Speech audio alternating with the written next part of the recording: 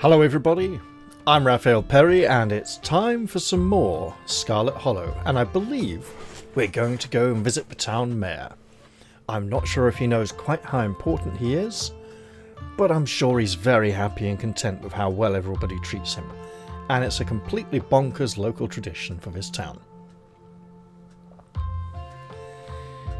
I believe in this afternoon we're going to go and finally meet Reese. And I also believe his real name's not Kyle and he's not sent back in time to get us pregnant so that he can be born.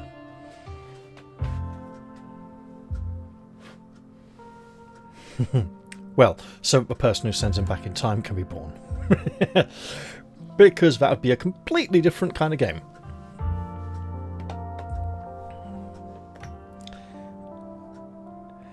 You and Kanika make your way to the library. It's busier than usual, and a small crowd has formed in a corner of the main foyer.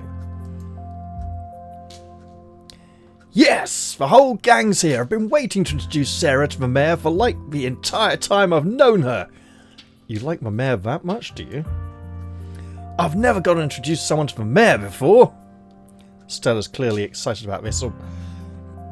She doesn't seem to be entirely sarcastic, but she does seem to be really into Ghostbusters, or something similar.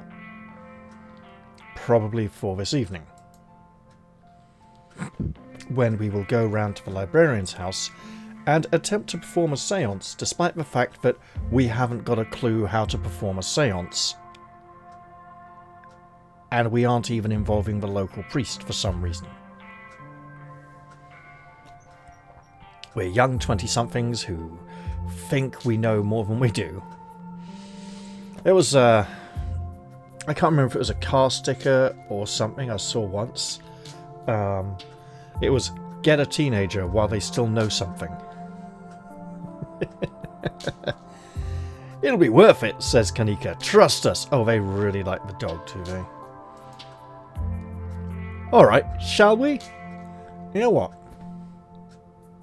Stella really loved her dog, and now that it's gone, at least she's still got this one in a way. And we just get to skip the crowd. And it's got a fucking bodyguard. Yep. He's a dog. You can tell this dog is the mayor from his little sash and his fancy top hat. There's a regal air about him, almost as if he knows the position of authority he's been elected to. Hey, he's not a cat. A cat would know. Oh, I've just seen the other dog pictures in the background. This tradition's been going along for quite some time, hasn't it? Then again, a cat would know it was superior even if it hadn't been elected to the position of mayor, so all the cats in town are better than Jimmy, the mayor. You haven't met the serious man by his side, but you have to assume that he's the mayor's handler. Yeah. Maybe he's really nice to him when the rest of us are out of the room. He holds out his paw as if to shake your hand. So he does. Mr. Mayor, something terrible is going to happen to this town. We need your help. He's a dog. He's so cute. This is walking dangerously into stupid dog person territory. Now, don't get me wrong. There are people, then there are dog people, then there are stupid dog people who are a separate category of dog people from normal dog people. They become stupid when thinking about a dog, even an imaginary dog that isn't even there, that you've just made up and are talking about, and devolve into babyish language and become incapable of rational thought. It's okay to like dogs, but if you like dogs so much that it impairs your ability to do anything else, that's a bit of a problem. I was expecting something different. I was expecting him to not have a bodyguard. We're doomed. Look, I knew he'd be a dog. Okay, we've met the mayor, let's go. Yeah, that seems quite reasonable. No, let's shake his hand. It's lovely to meet you, Mr. Mayor. You reach forward to take the mayor's little paw in your hand, but his burly security detail stops you. No paw shaking. Only head pats and ear scratches allowed. Oh wait, a goon.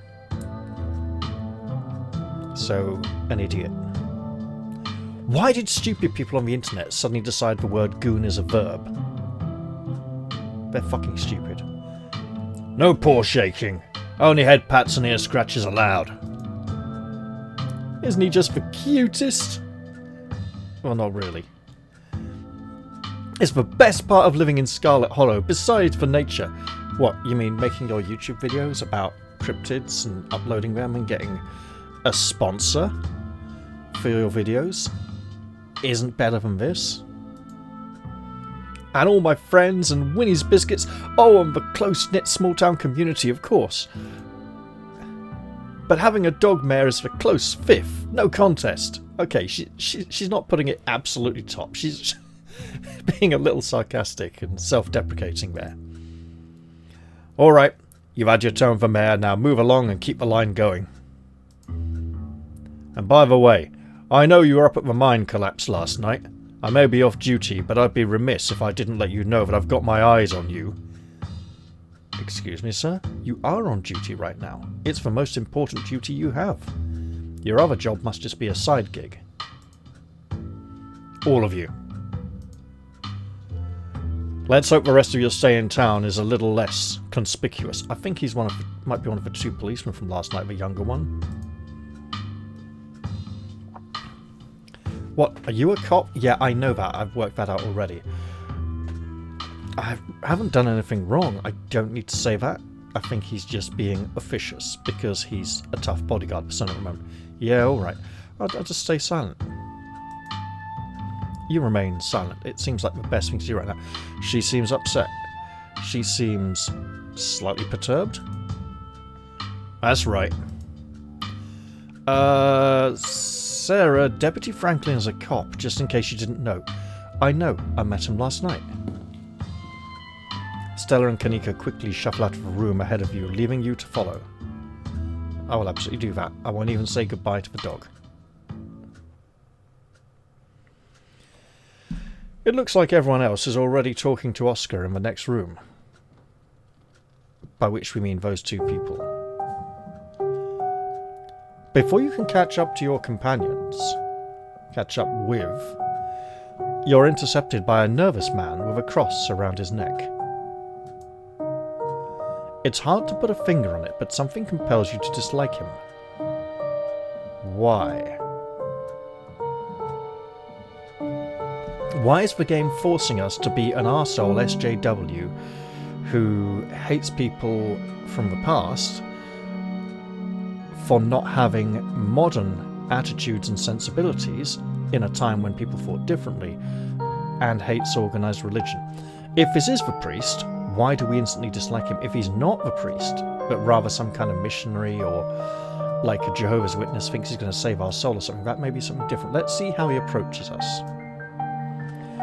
I'm Pastor Daniel. I take it you're Sarah. Everyone's been buzzing about you. I'm so sorry about your aunt, but I'm sure she's in a better place now. I doubt Pearl-Ann's in a better place. It sounds like she was awful. Let's not kid ourselves. We both know Pearl-Ann's in hell. I don't believe in an afterlife. Why would you say that? What kind of idiot would say this? Oh, thank God, I've been hoping to find a priest. Hey, do you know anything about ghosts? Janie mentioned you this morning. Good call. I should go. It was nice meeting you, though. Don't talk to me. Back off, preacher man. I ain't buying what you're selling. Janie mentioned you this morning. That woman is the light of my life. I'm so glad she's there to help your cousin through this rough patch. Now, he does seem to not inspire confidence in the townsfolk. A lot of them don't come to his church anymore.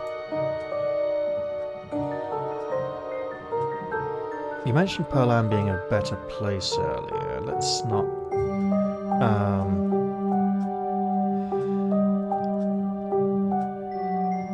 Oh, thank God. I've been hoping to find a priest. That's a bit extreme.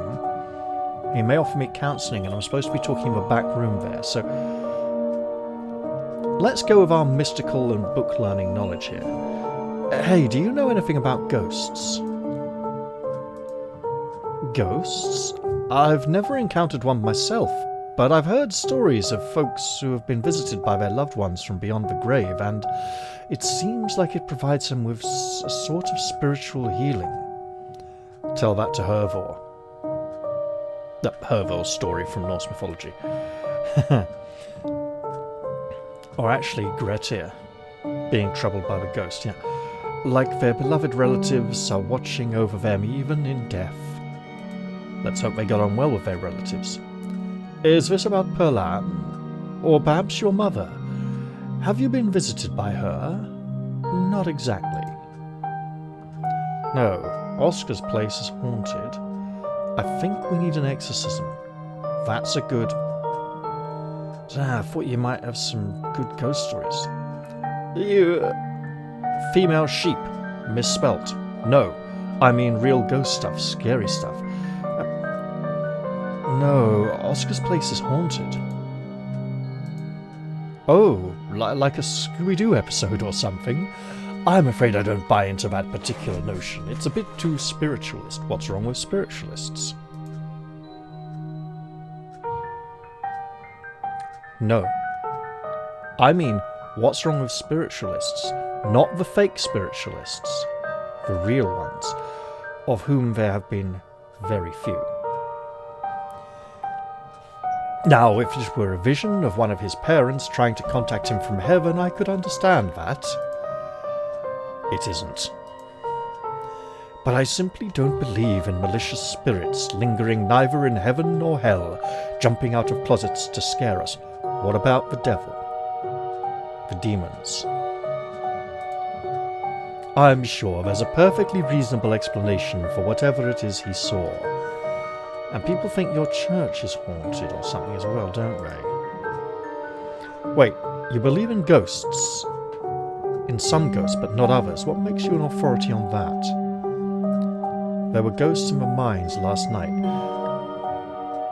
If I say that, he might try and get me carted off to a mental asylum. Not that this village will have anything like that, being out here in remote wilderness. There's been a lot of supernatural stuff happening the last few days. Are you calling Oscar a liar? I trust Oscar. There's a difference. That's accusatory. That's a statement, a show of faith and support. You should come ghost hunting with us tonight then and prove it's not a haunting. Yeah.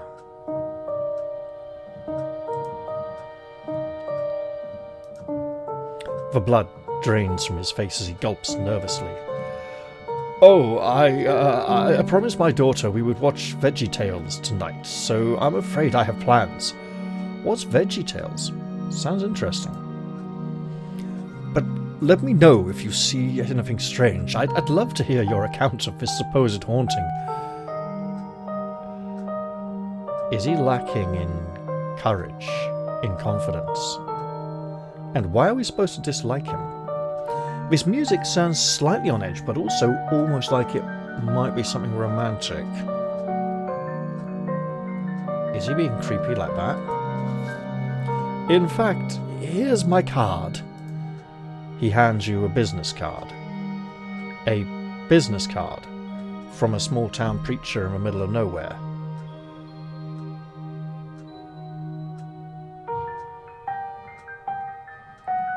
When everyone in the village knows him.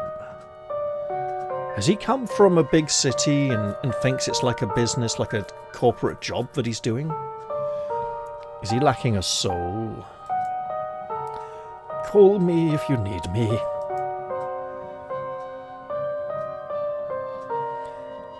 I should go, but it was nice meeting you, though.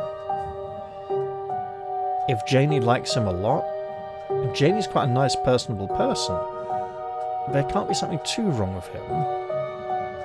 Unless there's something wrong with her that we don't know about yet.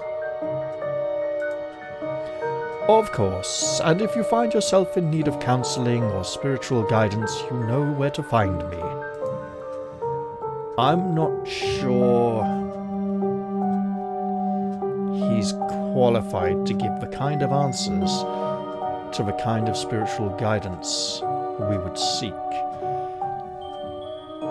I'm not sure he's knowledgeable enough as a priest.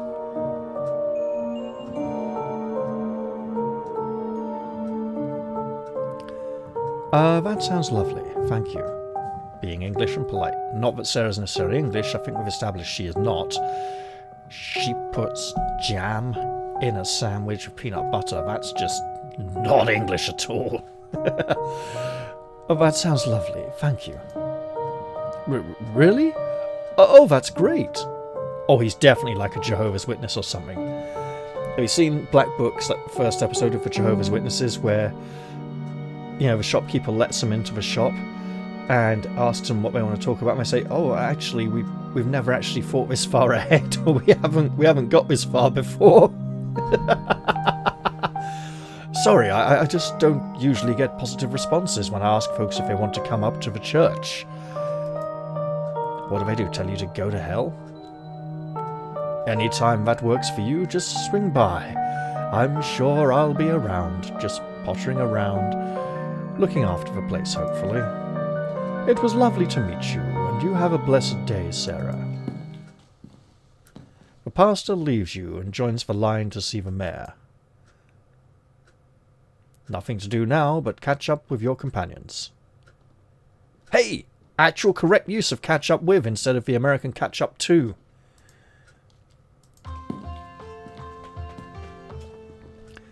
Oh!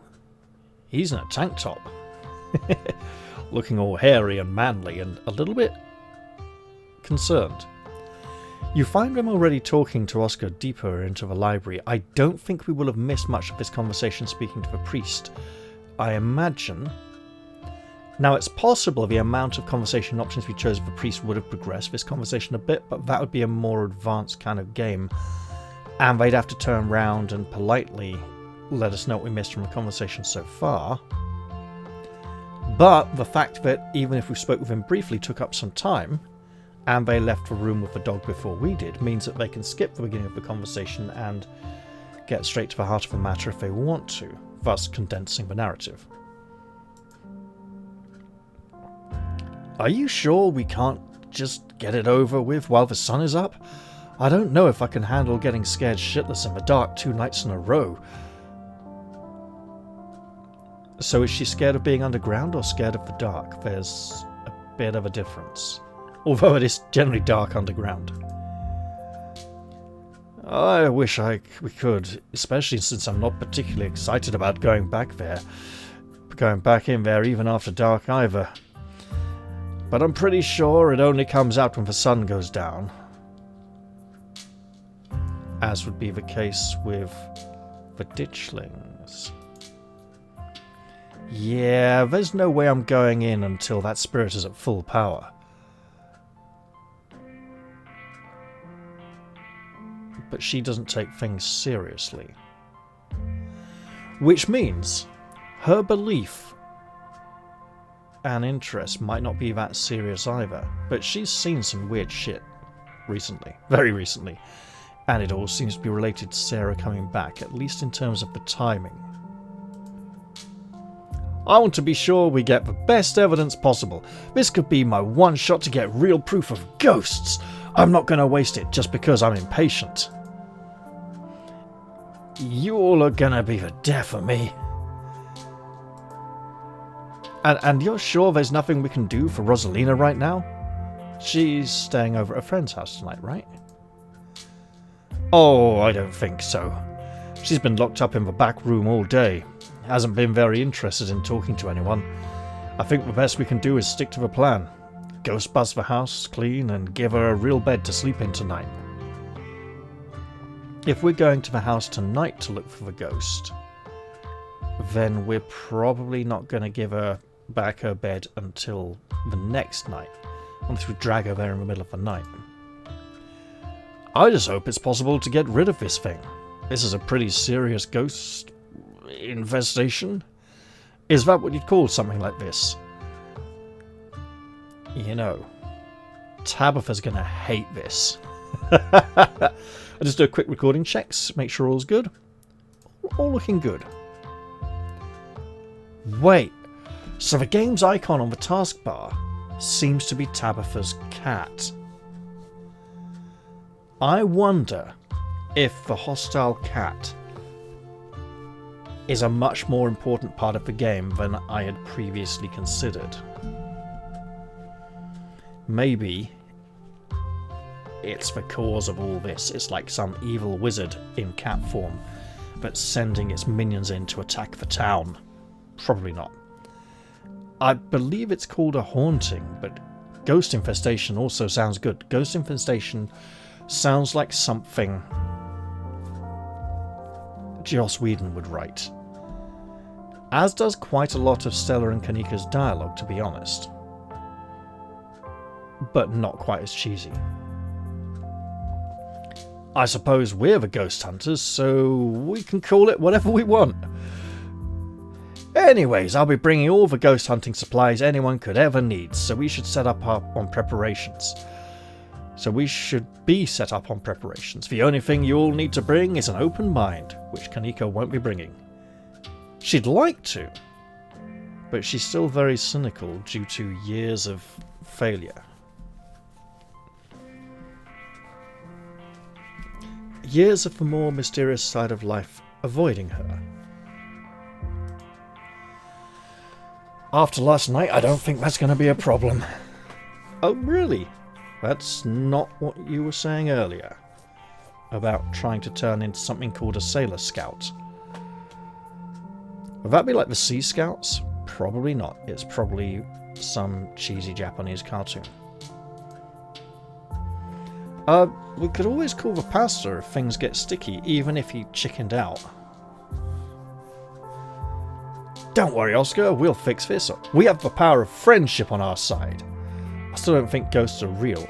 We've made it pretty sure we do think they're real. I'm starting to get cold feet about this ghost hunt. We could always call the priest if things get sticky. Okay. Stella doesn't like this. Oscar's like, huh? Why involve him? Even Kanika's like, really? You said that?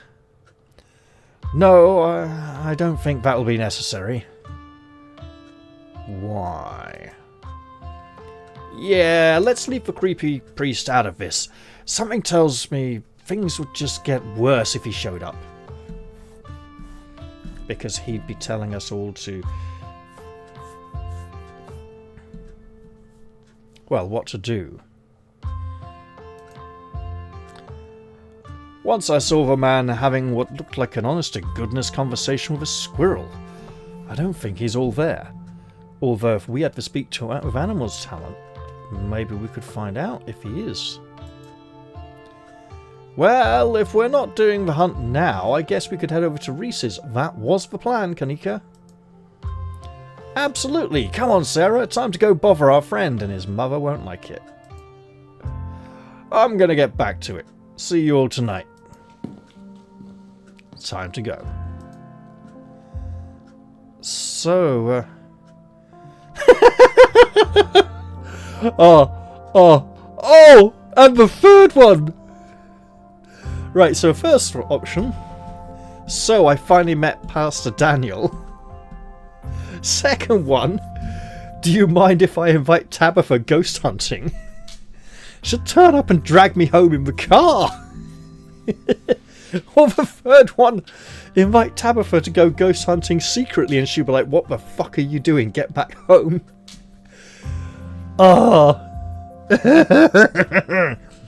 So, I finally met Pastor Daniel.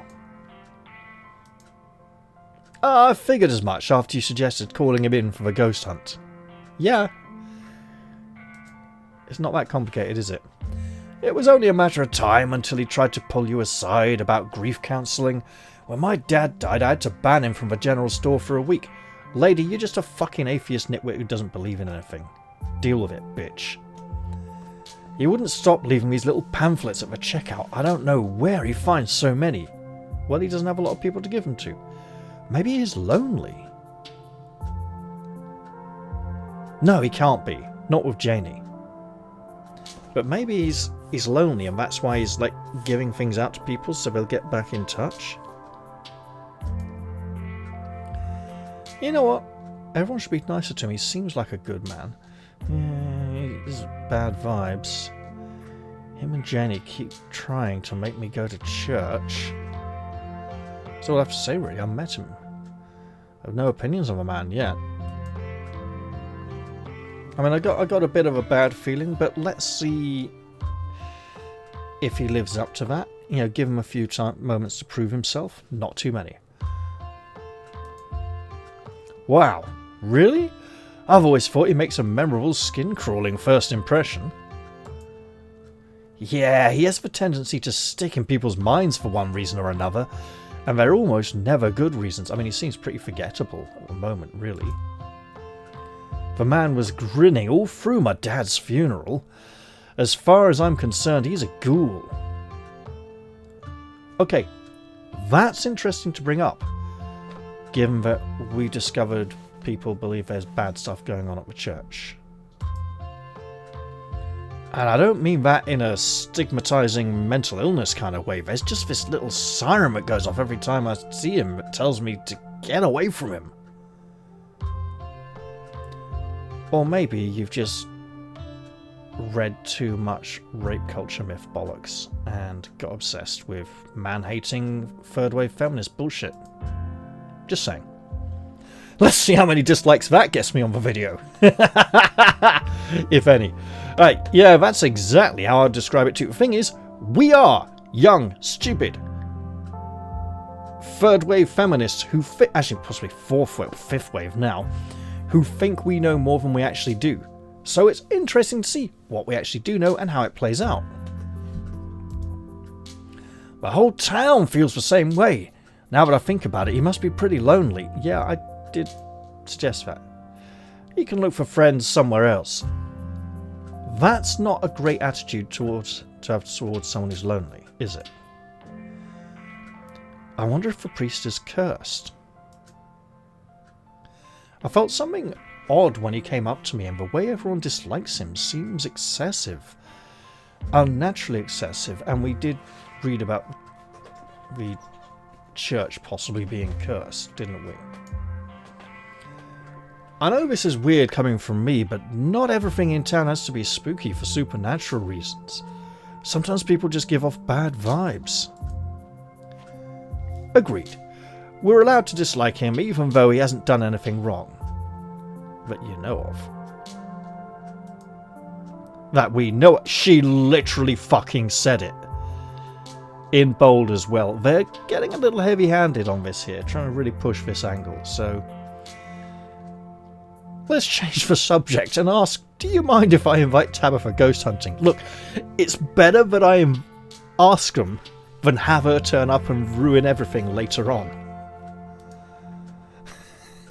It's also a real disaster of a question. She actually seems to like the idea. I mean, they were old friends once, but it seems to irritate her now. Oh, please don't. Oh my God, yes! Can you imagine how much fun it would be if she actually shows? Right. It might... Right, so Tabitha's deep in denial. It might be nice to actually open her eyes a bit to the things that are going on. However, if she's there shouting at us all to shut up and being commanding and bossy, it's going to be harder for us to pay attention to things. Stella, come on. I know you think you have some sort of bond with her, but she's awful. She isn't even nice to you.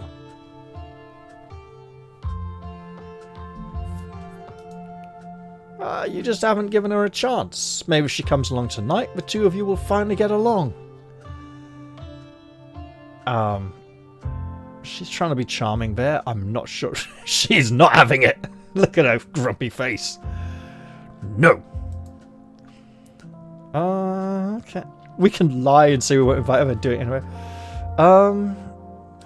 Okay. I won't invite her. It's going to be too disruptive. She's upset enough as it is. Great. thanks. I mean, I'm going to be in trouble though when I get home anyway.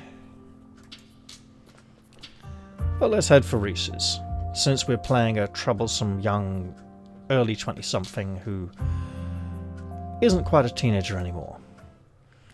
Alright, shall we head out? Yeah, apparently. The three of you leave the library for an early dinner at Reese's. And he apparently has a collection of lots of pieces of things, which is something to do with the M&Ms in E.T., which are apparently not M&Ms, even though they were blatantly fucking M&Ms for years until some twat said they weren't. And then they never were. And there was some American thing that you can't really get very easily over here. I tell you what though, E.T., great film. And you know what? You see people now watching E.T. and they go, oh my god, it's really scary. No, it's fucking not. The only scary thing... Look, I watched E.T. when I was like 4 or 5 years old. And the only scary thing that affected me in the entire film that I found scary was when the evil fucking spaceman with no face came bursting into the house and invaded their privacy. That was the scary bit. For a few seconds, right there. No face because, you know, the black visor on the helmet. But that's it. That's the only bit that was scary. And I don't think my parents even noticed I was that scared, you know. But yeah, that was my favourite film up until I was about 23 years old when the Lord of the Rings trilogy came out.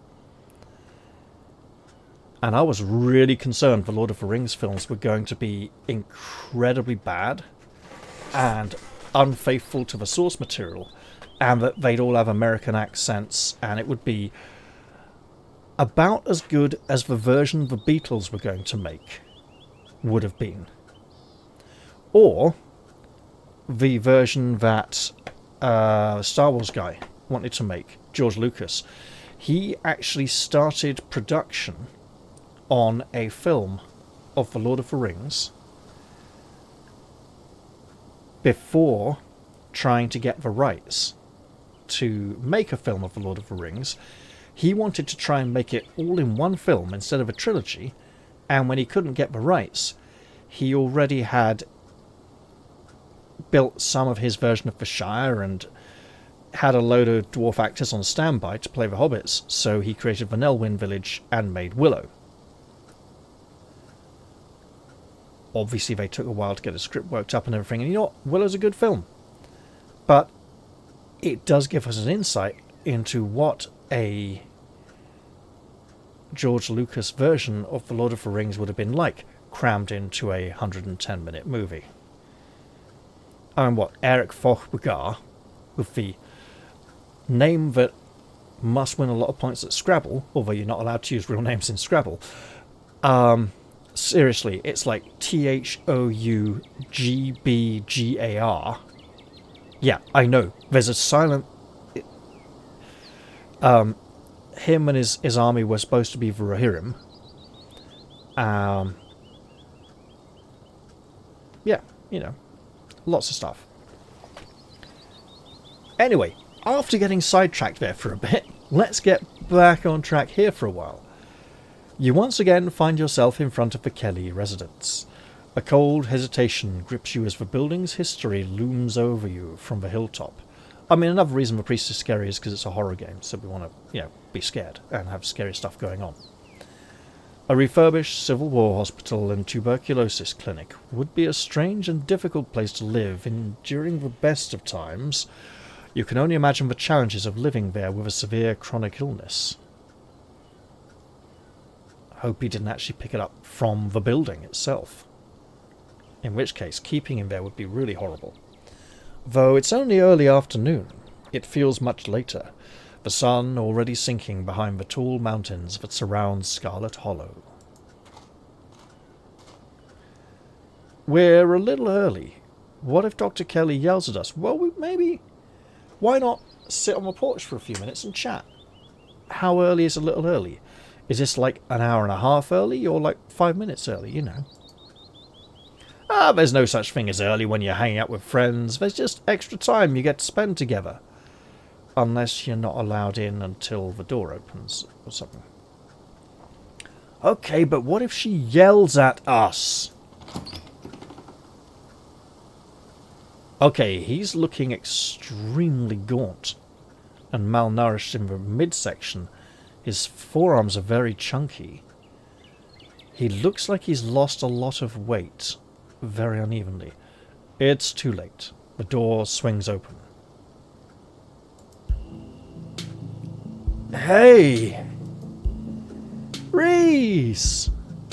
Oh my god, dude, it's been ages! So now she's a teenage mutant ninja frog fucking thing, but it's a tortoise. Because it's not a turtle, because turtles have fins, they don't have arms and legs. Whereas tortoises do have limbs. You must be Sarah, right? I've heard a lot about you. Stella's been relentless about making sure I got all the Sarah updates. Oh, really, Stella? Okay, seems like we should have a little talk later. You might be a little too enthusiastic about telling him all about me. Are they here already? Says his mother from indoors. He closes his eyes. He's like, oh god, Mom, just leave me alone. I want to have fun with my friends. And now I'm seeing a bit of the family resemblance. Although she has a right-hand side parting, he has a left-hand side parting. Remember, we're looking at them from the front, not from the back.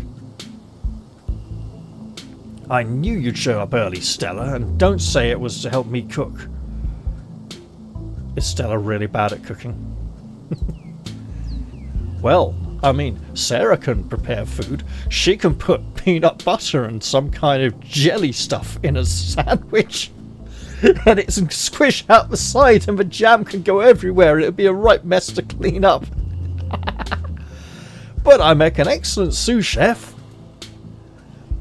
Let's just get this over with. Oh my neck, that is directed almost straight at us.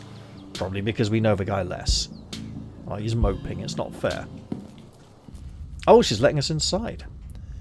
The house feels cold. Not only is there an odd chill in the air, but the building itself feels too sterile, uncomfortably tidy to the point where you're nervous to touch anything. If it weren't for the aroma of store-bought dinner rolls baking in the oven and the unsettling artwork hanging on the walls, you'd be half convinced you'd wandered into a real estate showing. Unsettling artwork. Okay, that's like a skull of a big fish or something. Person with hands over their eyes. Looks like they're crying out in pain or something. Don't know what that is there behind the cabinet. Person with arms raised. As if in supplication. Light beaming down. Other person kind of leaning forward, slouching, almost collapsing. Head down here. Don't know about that one. So, in other words, the place barely looks lived in. It looks like an estate agent is showing us round to see if we want to buy it. So, how can I lend a hand? I think she already put the kibosh on that, but by sitting down at the table and not puttering around in my kitchen. I made sure everything was done well in advance, so the only thing left are the rolls, which shouldn't be long. Then we can have a quick dinner and you can leave my house and go on about your business. Oh, but I was kind of hoping to see Reese's new art. Oh, he makes art. Well, yeah, he doesn't get out much. Oh, we still have time now, right? Says Reese. You aren't seriously considering subjecting your friends to your disaster of a room, are you? It's not that bad. You can still see the floor.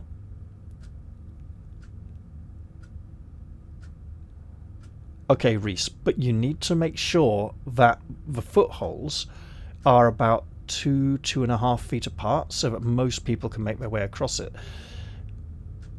Also so that you can do it if you're feeling a bit sleepy or weak.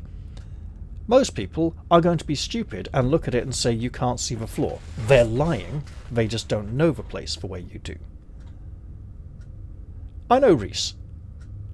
He's like all my family. Or at least half of it. Dr. Kelly raises a single questioning eyebrow. She doesn't believe him. That's because she doesn't look closely enough. And besides, the footholds don't even need to be enough for a whole flat foot. They just need to be enough for like half a foot, really, because it's not about walking on tiptoes, it's about knowing which part of the foot goes where as you move. It's really easy. It's not that complicated. I don't mind a little mess, says Stella. It's not mess. It's organised. So, yeah, says Kanika, I doubt it could be any worse than the way I keep my room. Yeah, that's probably true. She probably is messy. So, it's not mess. It's the way he organises things. So, some people keep things organised where everything lives in a place. They know where that thing is, they know where that thing goes. When they finish with it, they put it back where they found it. And in fact, in our house, that's what we do. If you finish with something, you generally put it back where you found it, if it belongs to someone else. And when you need to find it, you remember where it was last time. If it's your own thing, you remember where it was last time even if you don't put it back where you found it. Which means that other people can't necessarily find your stuff so easily, but they don't need your stuff because they've got their own. And you know where everything is, so that's great and fine. It's like reading a book. I can pick up a book I haven't read for a long time and find my place in it fairly quickly because I remember approximately where in the book I was to within a few pages and can flip through to the spot pretty quickly, even if it's been a few years sometimes. Similar with other things in my house. You know, I can generally put my hands on stuff I need fairly quickly. Sometimes I do have to go looking for things and go, now where the blazes did that get to? And sometimes it can take a long time. And, sometimes things are just taken away by the fairies and missing for a while and eventually you find them. But for the most part, strangers who come into the house will look and go, oh my god, how do you ever find anything? And the answer is, because I know where it all is. Obviously. Things don't generally move that much. They move when they need to. But Kanika's room probably is just a disorganised mess. Yes, okay, fine. As long as you stay out of the kitchen, I don't care what you get up to. If he's been creating artistic depictions of monsters we've seen and monsters we haven't seen yet, and he doesn't know this, that could be very interesting. Although Stella's probably given him so much information that that would compromise the integrity of any such prophetic artistic creations. Cool, we'll just be downstairs. Downstairs? We are downstairs, this is the ground floor. That does not look like an upper floor door, that looks like a ground floor door. As do these ceilings, they don't look like upstairs ceilings. You won't even know we're here. Oh yes, she will. She will be painfully aware of your presence until you leave. She hates you being here, remember?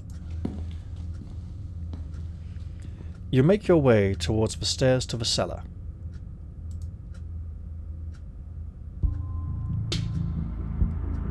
I was going to say nice, then I saw this, then this, then this. Wait. Wayne? I wonder if he's responsible for some of the pictures on the walls upstairs. Well, it certainly is a horror game. The basement is what you might expect of a tortured artist. Hey! You can see loads of the floor here. Blatantly. What crap is his mother on about? She's just lying. That's like people who say you can't see your face when you just got a little bit of hair like that. Because they are absolutely stupid. And here's the thing, even if you do have a lot of hair hanging down across your face, you can see through the gaps between the hair, and the hair moves. It's only if the hair is really thick that you're going to have problems, The basement is what you might expect out of a tortured artist who spends all his time confined to his studio. Discarded canvases line its edges, while trash and sketches leak out from their piles in the corners of the room, hiding the bare cement floor. Ghoulish faces coat the walls in paint, sneering at their creator, taunting him for his continued survival.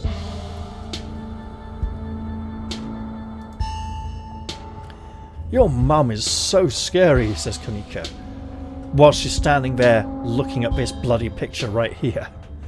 "I like the lightning picture of the eyes. It's like crackling with electricity. Like a deranged thunder god in the no fear eyes from the 90s going, 'Do not be afraid of this lightning which will fuck you up.'" Is that part of the same picture? No, there's tape holding it together. It's a different one. Looks like an amoeba or something. She can be a little intense, kind of overprotective, which I guess makes sense. Yeah, you want like chemotherapy, home chemo or something? Probably not. Could it be something degenerative, something wasting? Anyway, make yourselves comfortable. You'll have to forgive the mess. I've been distracted lately. Haven't been cleaning much. You know, your mother really looks out for you. Oh, that's one way to look at it, I guess. It's possible she's gotten a bit of an edge lately. I think my condition has been stressing her out a lot. It used to be something she thought she could fix, but I think she's kind of accepted that it's just something we have to manage. But even if she's a little harsh, she means well. It's like you said, she's just looking out for me. Why would I flirt with him? We've only just met.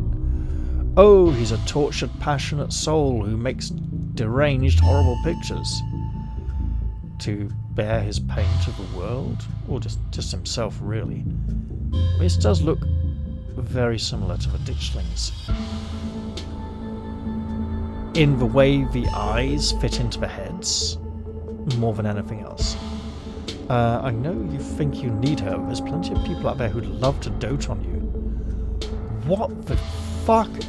Don't strip away his only support network. I get that. She's just worried about you. I guess Kanika has a point, though. She's a little controlling. Though I guess I have to wonder if isolating you from your friends is really looking out for you. No, she's kind of hot. What, because she's stern and strict and doesn't like us bothering her? I guess Kanika has a point, though. She's a little controlling. Did you know she turned us away yesterday? She said we couldn't even talk to you. Throws in Kanika. Stella's being very quiet. You came by yesterday? She didn't tell me. But I was probably asleep, that's all. She didn't want to wake me up. I don't think that's her being controlling or anything.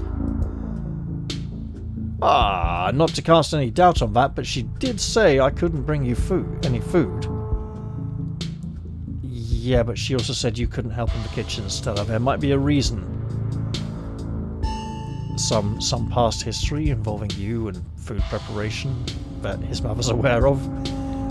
Even if you've grown out of it now, she might be not accepting of any change or improvement. She knows that's how I show my friends how much I appreciate them, and she knows I can work around all kinds of allergies and intolerances. Yeah, but you could also be a really crap cook. Not gonna lie, it felt weird. Oh, now she looks upset. She's not just looking this way anymore. I don't know, my body is pretty particular when it comes to food. She just prefers to have full control over what I eat, so... Ooh, now you're trying to give us a feeling she might be gaslighting him. Okay, maybe that does sound controlling. Just a little. But it's for a good reason. If I eat the wrong thing, it could really mess me up, so she has to regulate my food. So, has Stella told you about everything that happened the past couple of days? Hey, Your whole situation's got to be rough. Sorry. Thanks, but I've been dealing with this thing for a while, so you don't have to feel sorry for me.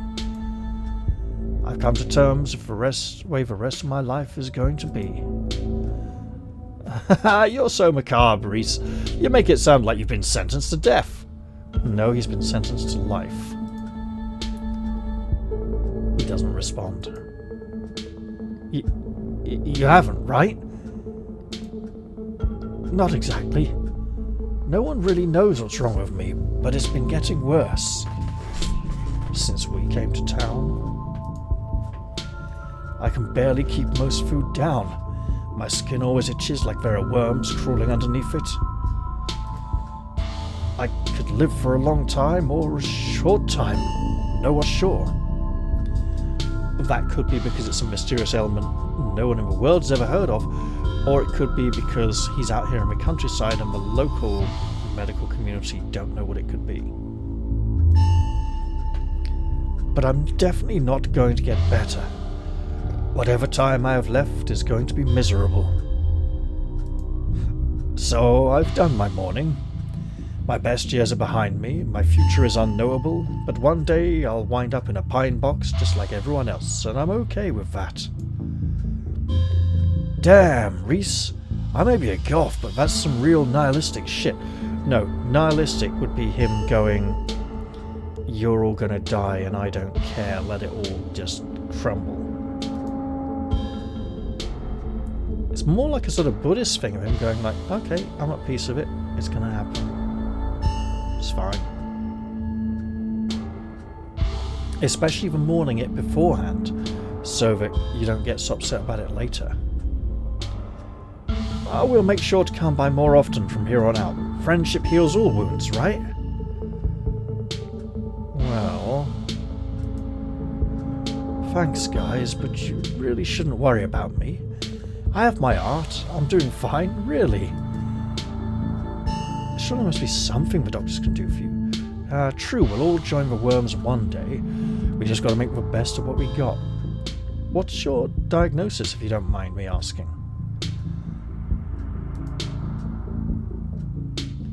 It could be, like, I told you they don't know.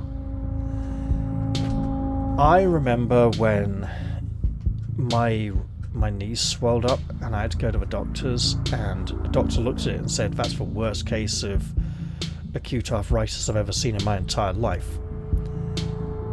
It took them 6 years to give me a proper diagnosis, and for at least 4 of those years they were trying to prove it was diabetes, and I passed all the tests to prove I didn't have diabetes, or I failed all the tests to prove I did have diabetes, depending on how you want to look at it.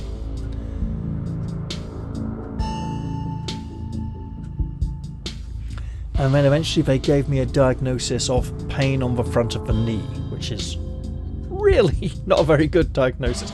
Okay, they called it anterior knee pain, but which just means pain on the front of the knee.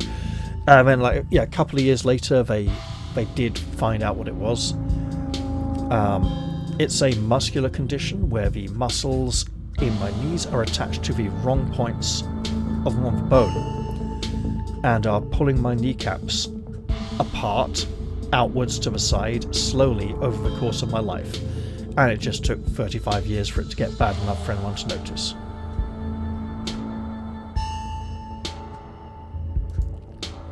I don't mind, though the answer isn't very illuminating. It's not one particular thing, but a whole mess of nasty little things that add up to one big diagnosis of bad genes. Guess I pulled the losing card in the DNA lottery. But hey, it isn't all that bad. Some of it's just weird, like this. He has long fingernails and gangly arms. Reese pulls on the skin of his arm. It stretches unnaturally because he's been losing weight and he's a mutant. Okay, it snapped back a bit too sudden, but hyperelasticity, kinda cool, right? Is that why we were supposed to flirt with him earlier? Whoa, goes Stella, like she's in a Bill and Ted film. Does that not hurt? Nope, it feels fine. Just like I said, it gets itchy under the skin sometimes. But I don't know if that's the elasticity, the medicine, or some other part of my condition. Is this skin all going to slough off to reveal some kind of horrible skinny monster underneath this, an inhuman shape? Towards the end of the game. Nope, it feels fine. Like I said, it just, yeah. So, has Stella told you everything that's happened in the past couple of days? Every detail. I wish I could see some of it myself, but, you know. He gestures in futility towards the walls of the basement. Are you sure you can't just sneak out one of these nights, Stella? No, it seems like his condition is pretty serious. And while his mother is being controlling and restrictive, I don't think she's completely gaslighting him. I think there's a genuine element to this and we shouldn't push it. The doc isn't keeping me prisoner here, Stella. I'm sick. You know that. I'm sorry, man. I didn't mean to... There's nothing to apologize for, and I appreciate the effort. Really, I do. There's just nothing you can really rescue me from. That die has already been cast. But we were talking about the past couple of days, weren't we? Yeah, do you have any thoughts on the ditchlings we've been seeing? Wait, no, we'll go... Do you think the town is doomed? I think everything is probably doomed at some point, but I guess that's answering a different question. Do I think the town of Scarlet Hollow is on the brink of collapse? Well, probably not, but it's not like I have a lot of perspective on what it's like out there. There could be rioting on Main Street, and if Stella or the doc didn't tell me, I just wouldn't know. I would totally tell you if there was a riot. Yeah, she'd probably be there filming it as well. Would Dr. Kelly tell you, though? I mean, yeah, I hope so, but the point I'm trying to make is that other people are my eyes out there. So you're like a spider in the middle of his web. Could be a brain, a helpful brain. What do you think of my cousin? She was always so distant and mean. I probably would have thought she had it out for me personally if she wasn't like that towards everyone. Or I would have thought she even knew if I thought she even knew my name. But people change. Maybe she's nicer now. She's still terrible, throws in Kanika. Ah, you guys just never took the chance to get to know her. She's actually really funny and sweet. Well, she used to be. I'll pass, thanks. What do you think's going on with Wayne?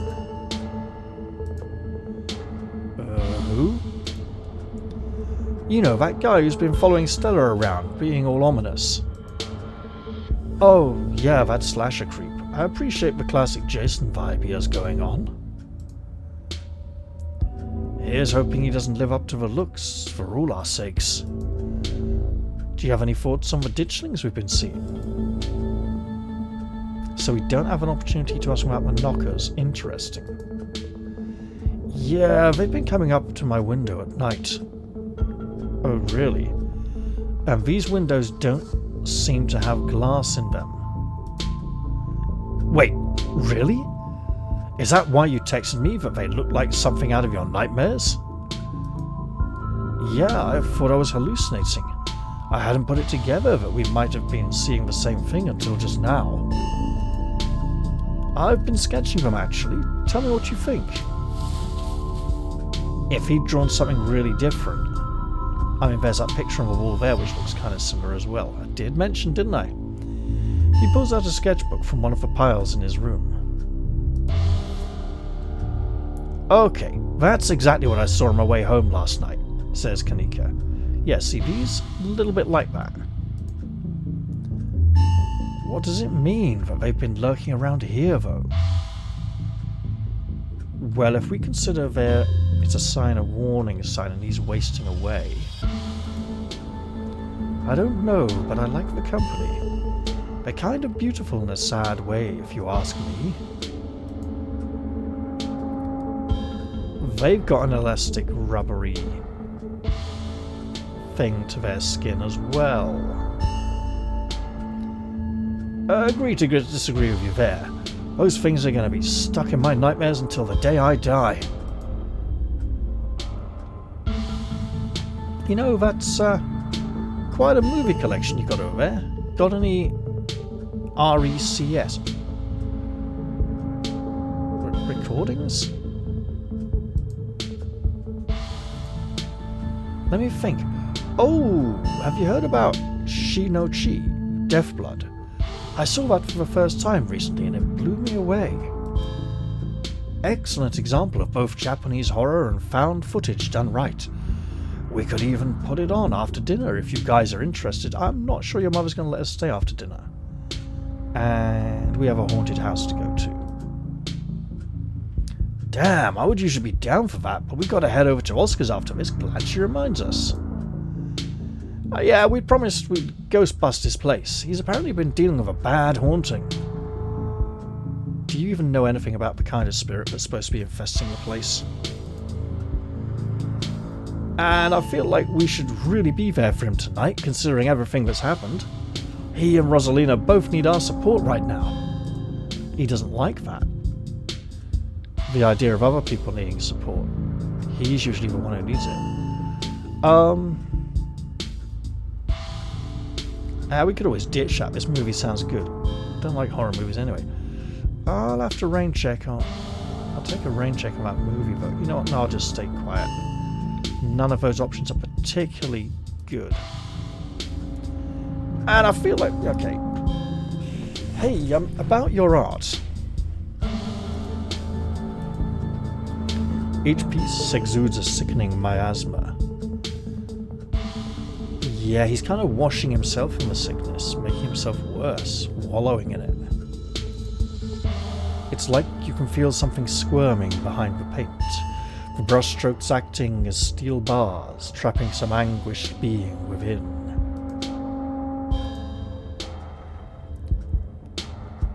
Real Goya Black Period vibes, with a healthy dose of Beksinski. Goya sounds familiar, not sure about Beksinski, so I feel the emotions you put into these. They're writhing just behind the paint, radiating pain and anguish. I know what you mean. I feel it too.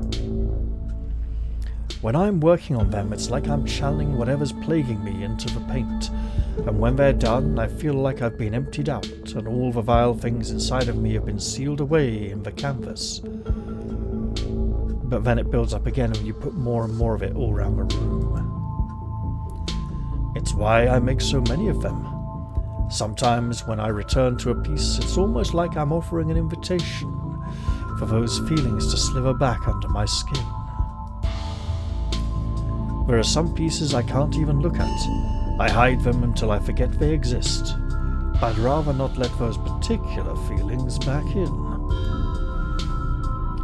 Sounds kind of like therapy. That seems healthy, probably. Perhaps. Yeah, art therapy. Sounds like it does you good. Being empty must be better than being full of bad thoughts, right? I think so. It works for me, at least. The loose-fitting garments explain the elasticity of it as well. So, you three go way back, huh? Do you need someone to pose for your paintings this week? What? I suppose if we tried flirting with him earlier, this line would make more sense. We're not going to invite him to come ghost hunting. So you three go way back, huh?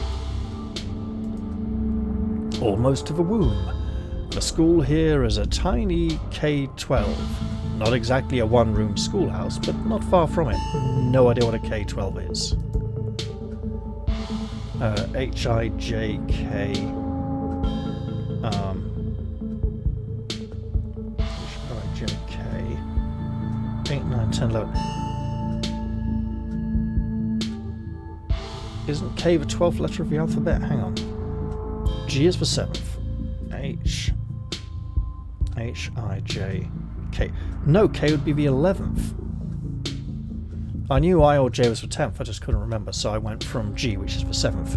Even though G should be for 6th, because 6 is the best number in the world, and G is the best letter of the alphabet, so why is it 7th place? That's really annoying and has been frustrating me for years now. Fortunately, it's not something I often have to think about. Yeah, we're lucky we all got along as much as we did. Some kids weren't able to make any friends their own age. Oh, really? Are you thinking of someone particular with a name like Tabitha? They just happened to be born around the same time as some real jerks and were stuck with them through their whole school career. Poor kids. School isn't really a career unless you're a teacher. Not that we were free from dealings with jerks, like a certain Scarlet I could name. Yeah.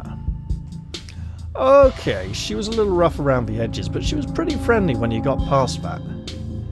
Yeah, we're having some trouble getting past that at the moment. Maybe you could... Not sure Stella could give us any pointers, because whatever worked in the past, it's not working for her anymore. Something's changed in Tabitha, and she's hardened her heart towards the world. Maybe to you, the way she used to look at me, you'd think I rolled in something foul every morning before school. Yeah, same here. To be fair, the feeling was more mutual between us. She deserved it, though. Dinner's got to be ready by now, right? Almost on cue, Reese's mother shouts down from the kitchen. Dinner's on the table. Guess that's it for catching up. Or even getting to know you. Make sure you all wash your hands with soap. I don't want anyone sharing their germs, but you are happy for us to all go breathing the same air and be near each other in a room down there out of your sight. Or she thinks we're bringing germs up from his room. Sure thing, Doc. I'm allergic to soap and can't wash my hands. That's impressive. She's a doctor, she'd know if that's possible. My hands are already clean. Well, they are, but let's just go wash our hands anyway, not make a fuss. No use saying anything here. It's probably best to just silently comply. You make your way to the sink, but are stopped in your tracks by the pull of an odd door at the end of the hallway.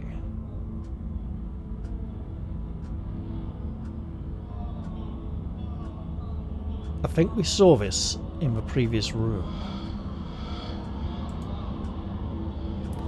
It feels out of place, like you've accidentally wandered into a different, older house. But more than that, you feel something radiating out from behind it. Something dark and cold. You felt this before, in the dusty tunnels you so narrowly escaped last night. An oppressive hum, like a muted scream heard through layers of rock trying to draw you towards it. You feel lightheaded. And we have no choice for the matter. I was going to say, we've been drawn to such things before. Oh, frosted glass. You are compelled to approach the door, drawn in as if hypnotized. Something wants you to find it. I'm scrolling down to see if there's a different one at the bottom. These are all open the door. Mystical, snap yourself out of it. We did look, and it's not all the way at the bottom. Oh, that's good. That's really good. Let's do it. You do your best to snap yourself out of it, turning into the bathroom and dutifully washing your hands before joining your companions at the table and hoping we don't notice it on the way back again. I hope we've avoided something nasty there. Dinner is already laid out. Dinner rolls? What's a dinner roll? Is it like bread rolls? Spaghetti and a light salad. Kanika anxiously picks at her food, because she's a big fat biffer and doesn't like salad. She is a salad dodger. Probably. I mean, if the food in this town is anything to go by, they probably all are. Stella is nervously talkative and Reese is suddenly quiet and tense. His shoulders tight as his mother perches on the chair next to his. Dr. Kelly eyes all of you with a sharp, fierce gaze. Yeah, there's something mystical going on here. We do know it's a bad building, but I think we may have avoided something bad there. Will we get to return here later on? Quite possibly. And will the fact that we've avoided that... We didn't get an achievement for avoiding the door, mind you. Not that I've seen, anyway. Reese is suddenly quiet and tense, his shoulders tight as his mother perches on the chair next to his. Dr. Kelly eyes all of you with a sharp, fierce gaze. Wasn't sure if I'd read that. She sits opposite you at the far head of the table, her features silhouetted against the light of the setting sun in the window behind her. She's the town doctor. The dinner might be a good opportunity to question her about recent events. Let's not mention anything too supernatural. She's a doctor, so she's going to be officially skeptical. Pills. She slides a few tablets towards Reese. He obediently swallows them. This is excellent, Dr. Kelly.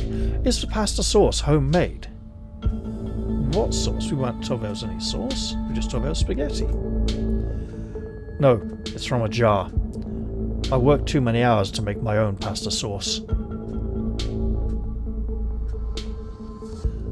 Kanika has an expression on her face of disbelief, or shock, or horror, or something.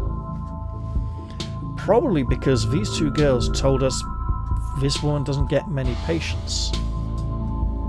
So what work is she doing apart from looking after her son? And is she overprescribing? Well, you have excellent taste in brands, and if you ever want any tips on easy home-cooked pasta sauces, you know I... No thanks, Stella.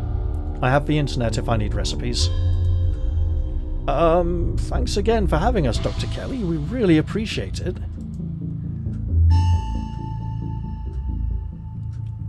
Have you ever heard of a factitious disorder?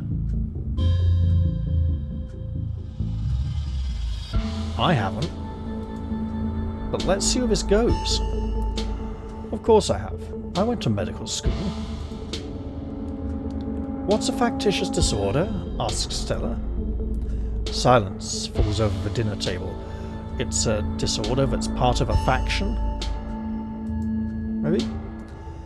It's where someone pretends to be sick, or make themselves sick on purpose, or does it to someone else. That's not... We have a different name for that over here. I can't remember what it is right now. There are some parents who... are obsessed with the idea their child is sick and make their child sick to prove it by trying to treat the sickness. Oh, yeah, we probably shouldn't have mentioned that. She's going to be pretty pissed off. Great dinner rolls, Dr. Kelly. I didn't make them. I just put them in the oven. The silence returns. Seconds feel drawn out like minutes. Aside from Reese's mother staring down the table, nobody is making eye contact with anyone else. Oh, she is eyeballing us because we practically accused her of destroying her son's life.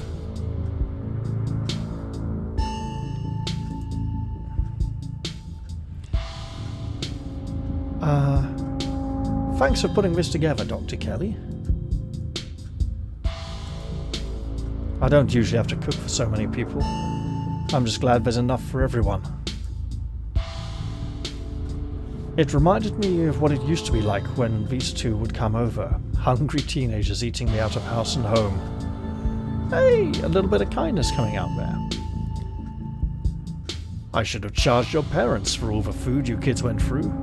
Honestly, it was like I was running a restaurant, not a doctor's office. What were Stella and Kanika like as kids? Noisy and messy, like all kids. Not quite all kids, but quite a few.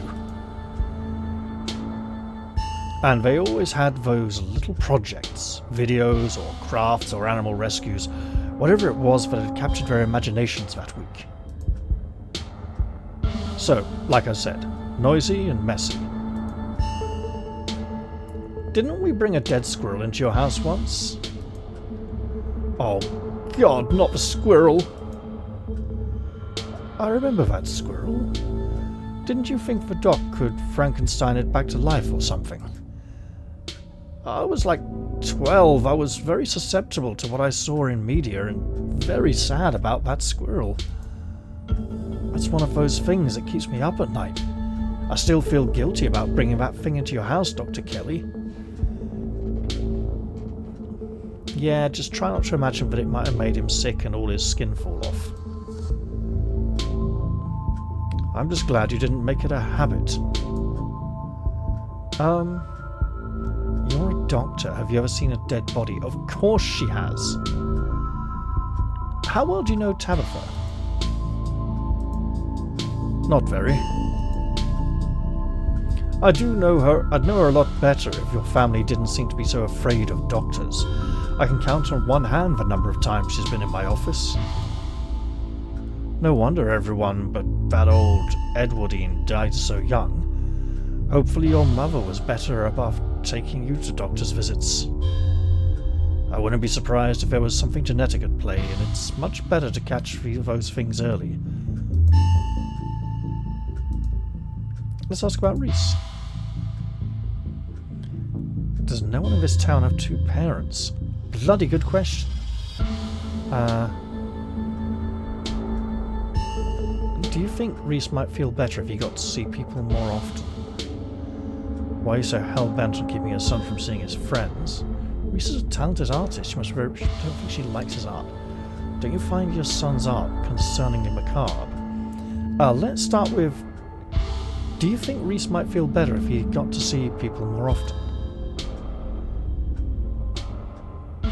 This might not end well. No. I'm his doctor and his mother. You are someone who met him for the first time less than half an hour ago. One of us is a little more qualified to make decisions about his life. You know, Doc, I feel pretty okay. I mean, as okay as I usually do, so still kind of shitty. But I don't think having people over has been all rough on my health, as rough on my health as you thought it might be. It's been really nice. Yeah, hear that? Reese can hang out with friends again. If you're still feeling okay after dinner, maybe you can even come ghost hunting with... Fucking hell, Stella. You'd really have to sabotage a meeting, says me. Oh, jeez, Kanika, what was that for? What do you think? Don't push it, Stella. Just say that next time instead of kicking me. Your boots are heavy. Sorry, Dr. Kelly, we're totally respectful of Reese's boundaries, even though they might seem a bit arbitrary and strict. They're not arbitrary. These rules are in place for a good reason. Whatever he's got, it doesn't seem to be contagious, and he may be taking too many medicines. Tell me how great you feel in an hour when the exhaustion catches up with you, Reese. You'll be knocked out all evening and regretting every minute of this, let me assure you. As if I would regret being able to see other people for the first time in months. I don't care what happens. It was worth it. You can feel the tension at the table start to rise.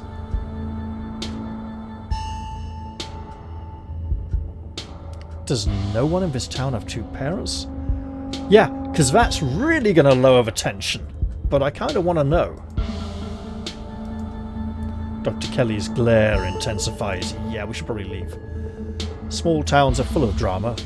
People meet when they're young and reckless, and it doesn't always work out long term. Plus, these hills are dangerous, and jobs even more so. Things happen. Not everyone gets some fairy tale ending. Sounds like you didn't. Maybe we should be more sorry for her than for him. Is she clinging on to her son because she doesn't have anything else left, and she's keeping him sick so that he'll be dependent on her? You can find happy endings anywhere, though. It doesn't have to be perfect, but people can still be happy even if bad things have happened to them. I guess living in denial is a kind of happiness. Sure. Let's...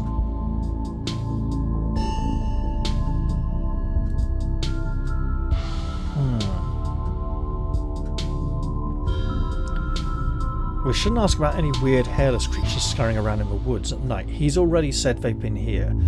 She would probably be in denial, just say she heard some animals or something.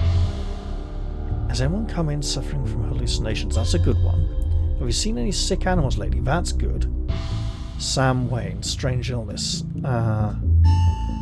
Do you think those kids are okay? The ones from the mine? Who could still be in there? Sure. She'll give us a good idea of how long they could survive down there if they're trapped. You're a doctor. Do you think those kids are okay? It's possible. We'll see. In the meantime, I'm just stuck here waiting for the call. Here's hoping it doesn't come. An anxious silence descends on the dinner table. Aside from Reese's mum staring down the table, nobody is making eye contact with anyone else. Have you seen any sick animals lately? She'll be like, I'm not a vet. I'm a doctor, not a vet. Called it again, second time this episode. Wow, this really is oppressive. Didn't someone come home with a sick cow last week?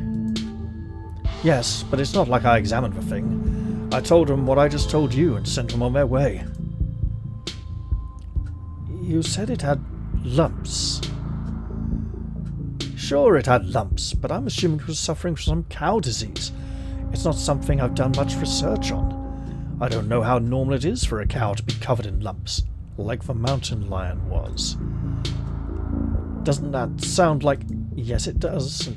Stella, for fuck's sake. Ditchlings? Are no farm animals safe from those devious clutches?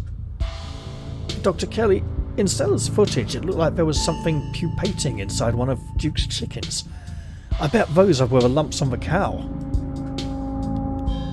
You really should have taken a look.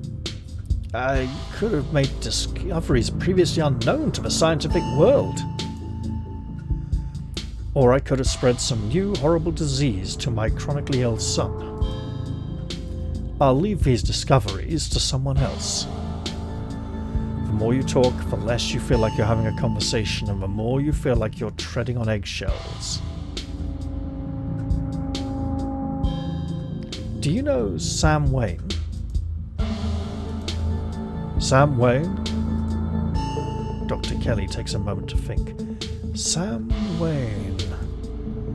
No, doesn't ring a bell. Someone you know?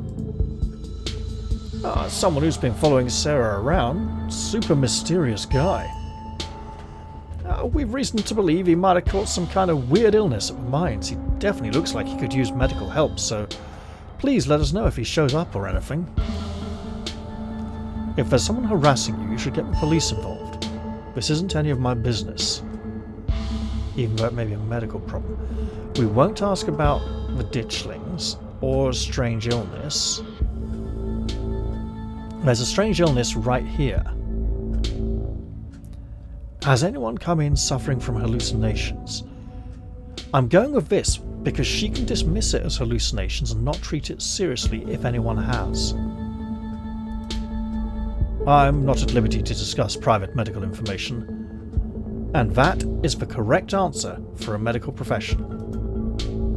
Are you sure? Says Stella, not even a little bit. But Reese is. If he's noticed anyone come in, he might mention something. I could help our investigation into the strange goings-on. It's not like you have to name names.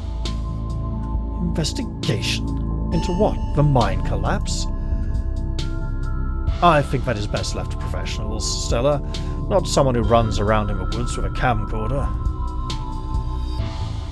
Judging by the police responses so far, Dr. Kelly, I don't think that it is.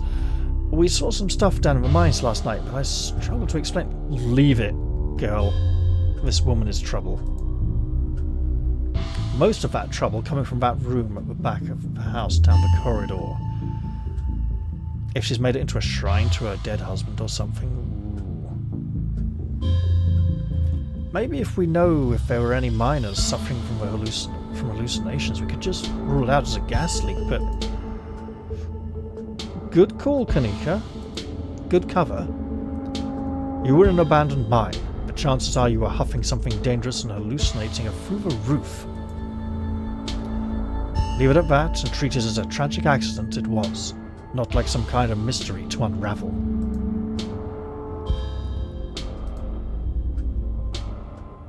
We'll fall silent. We've explored about as much as I think we safely can, and possibly a little more than we should have done.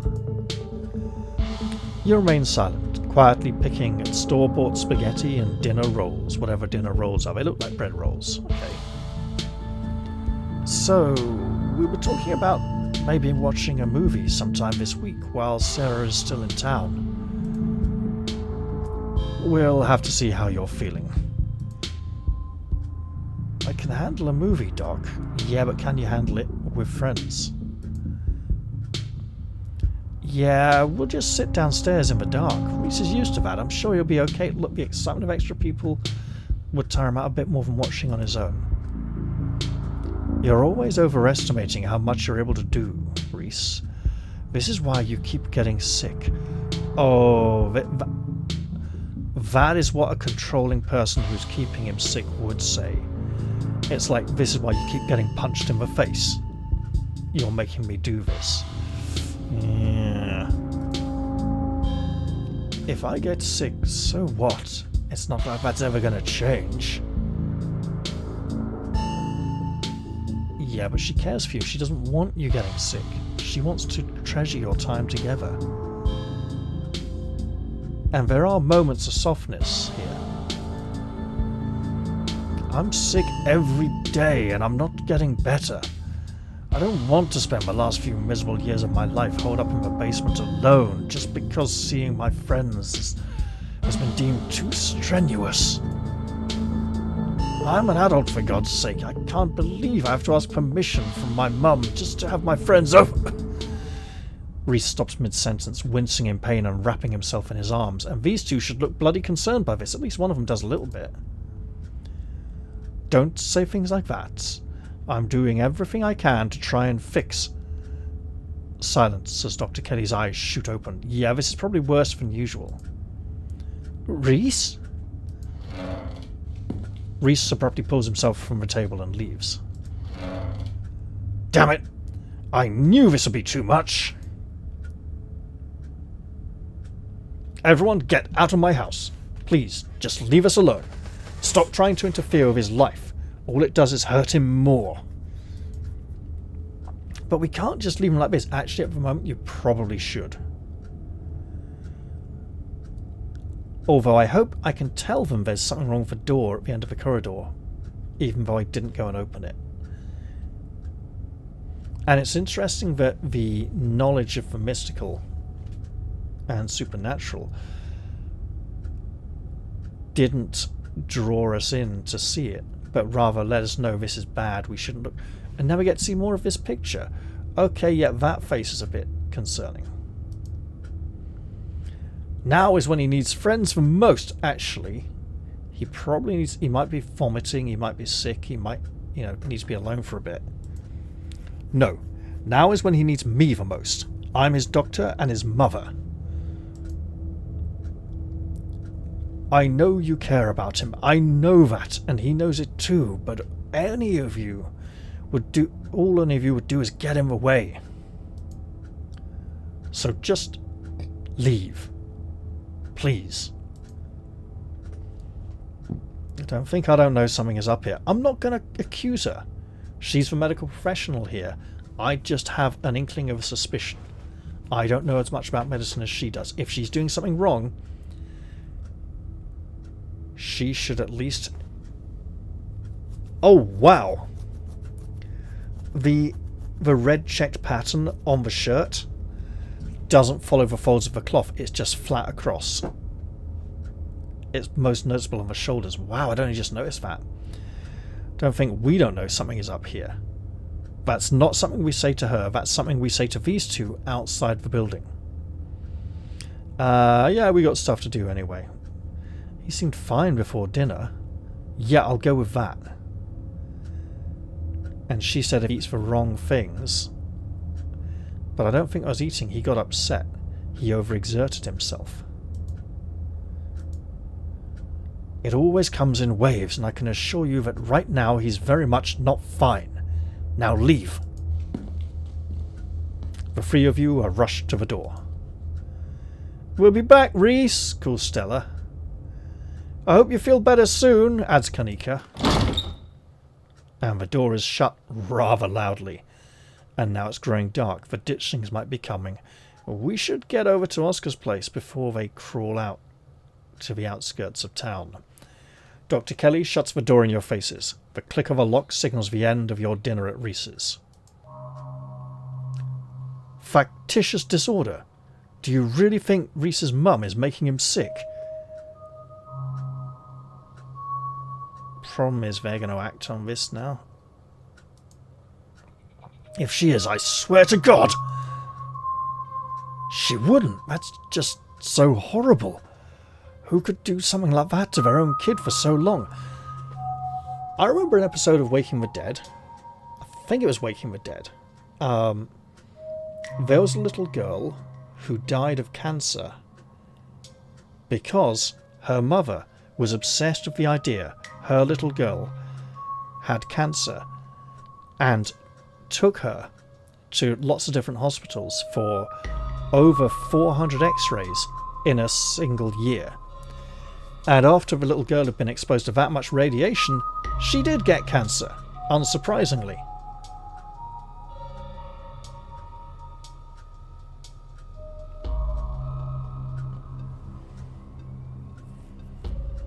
Was it Waking the Dead? It sounds like it should have been something medical, but I think it was. Great series, Waking the Dead, by the way. No, there's no way. You're all barking up the wrong tree here. Oh, it seems far-fetched and it's definitely rare. I don't think we can rule it out. The door to the clinic felt like it had the same pull on me as the carving in the mines. I should definitely tell them this. I mean, they're aware I'm somewhat sensitive and for some reason Sarah's special. Must be that Scarlet bloodline. Because, you know, everyone's got red blood, but also the family surname. Do you think there's something back there? I think it would have been a bad idea for me to get drawn in and possibly pass out and miss the whole evening at Oscar's. Why would I say another one of those carvings is somewhere in there? I'm certain of it. Although, if there is one in each of the bad buildings, that would make a lot of sense. Especially as Tabitha won't let us search the rest of the family mansion. There could be one in there as well. Maybe the black cat knows. It probably gets to go wherever it wants, it just doesn't seem to want to go anywhere. Let's go with this, right? Let's go on a hunch. Another one of those carvings is somewhere in there, I'm certain of it. I'm not going to dismiss it as probably nothing. Okay, that'd be really weird. If we find it, do you think you'd get another vision? I'm just spitballing here, but I wonder if what that carving showed you last night is related to the ditchlings. I think that me seeing it... Okay, hear me out on this. So we had the carving with the miners, right, with the knockers, and that caused... If that was before the mine cave-in and the children getting trapped in the mine, there were warning signs leading up to it. But if we'd found one in... If each one of these carvings that we find makes things worse for the town... Oh, that's very Call of Cthulhu, isn't it? The more you investigate, the worse you make things. So, the one with the knockers, automatic. This one we had an option to back out, but only because we'd chosen one of the 6 traits as one of our 2 traits. Was it 6 or 8? So maybe not finding them and getting through the week without. And the investigation that we're doing is making us want to go and find these carvings, but each carving makes things progressively worse for the town.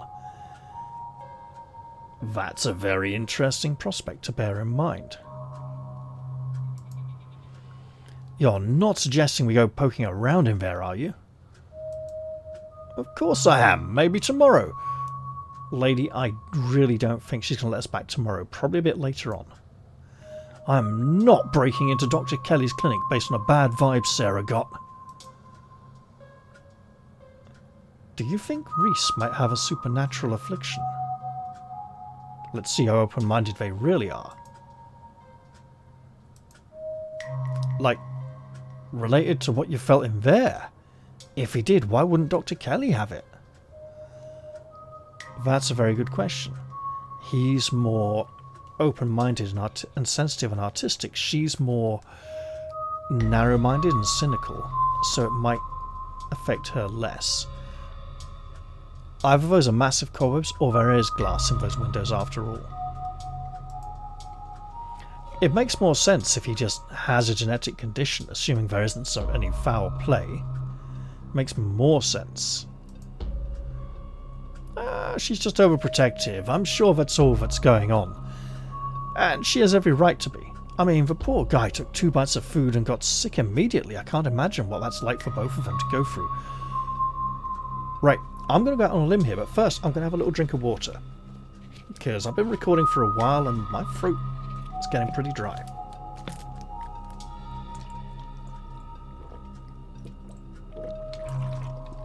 So,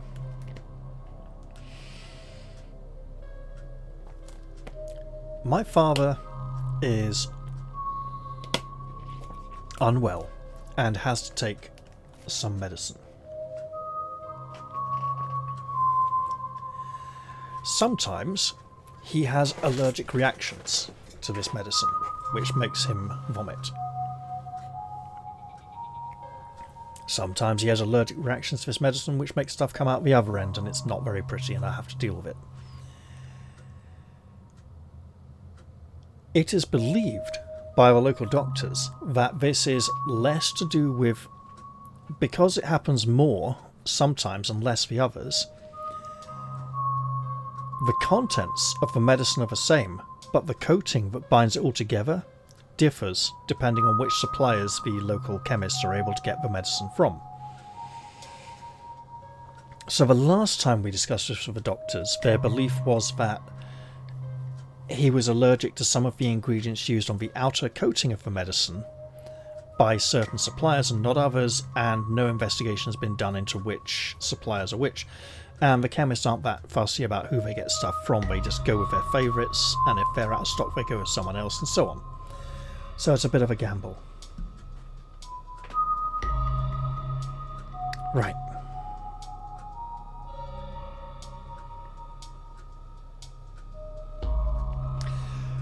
Pretty sure I've read this whole line before.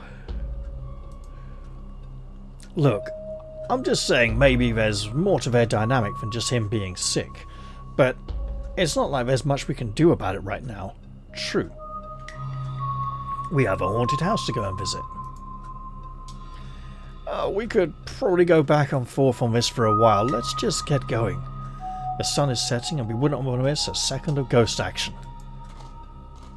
Stella hurries off down the hill, almost as if to run away from what just happened. You and Kanika follow her down the slowly darkening street.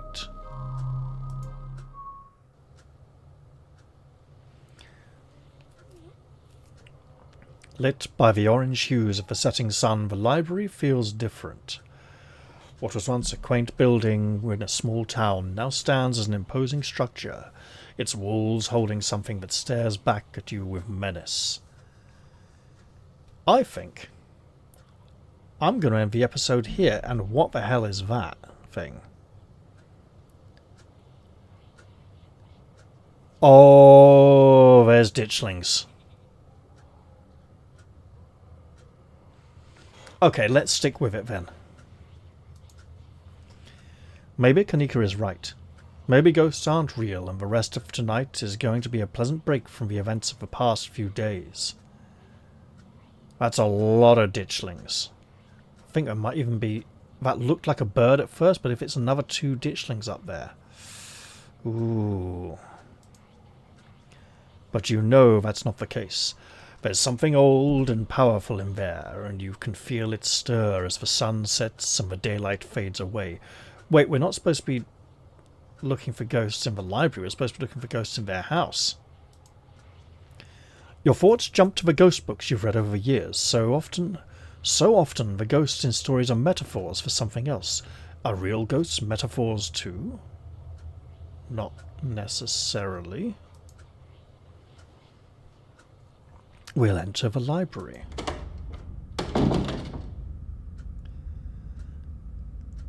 And the ditchlings outside may feature rather heavily when we go outside. Just as its exterior was intimidating in the setting sun, the inside of the library is dark, its shadows deep and foreboding. The meet and greet with the mayor ended quite some time ago, and the throngs of visitors took whatever joy was in this place with them as they left. Hey, Oscar, are you back yet? Shh! You can't yell in the library, it's against the rules. I mean, during hours of business, yeah, I'm not sure about when there's nobody about. It's after hours. Rules only apply before 5 PM. Now it's our domain. I wouldn't be so sure, lady. It's Oscar's domain. And there he is again in his tank top. Hey, you're here sooner than I expected. Hope dinner went okay. Well, dinner went. Yeah, it went okay. Reese wasn't feeling up for a longer hangout, unfortunately. Oh, I'm sorry to hear that. It's okay, just means we have more time to hunt ghosts. I've come fully loaded, got my EMF reader, temperature gauge, spirit box, infrared camera, UV light, video cameras, salt, flashlights for everybody in case the ghost messes with the electricity, parabolic microphone, sharpies and paper for automatic writing, matches and candles for rituals. You do not want to use fucking sharpies for automatic writing. You don't want to use felt tip pens. They smudge. And like thick, blurry lines. You want something like pencils or a pen, a proper ink pen with a nib. Not even like a fucking biro, you know. Yeah, proper full-on cartridge pen. Oh, and a Ouija board. What the fuck is wrong with you, woman? Don't bring a Ouija board here. That's evil shit. I know they're toys, but you never know what might come in handy. That is not the right attitude to have towards the occult if you're going to be studying it and exploring it. You should take your favourite subject matter seriously. Wow, this is a lot of ghost hunting stuff for something that was so last minute. Do you have all this stuff ready to go in a bug out bag or something? Now,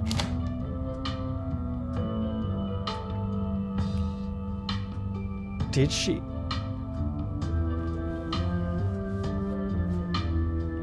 I mean, she's got an EMF reader, so that's something, I suppose. I'm feeling she's missing a few things here. That would have been very helpful to have. She's a bit of a techie, so Kanika should be into that with a more scientific approach. Of course I do. I actually stashed a couple of bags here overnight after I got back from the mines. I bet she bloody did. Excuse me? Oh, I wasn't about to carry everything around all day. This way we can go in light and pop out to grab more stuff once things start getting spooky. What light? There's ditchlings outside.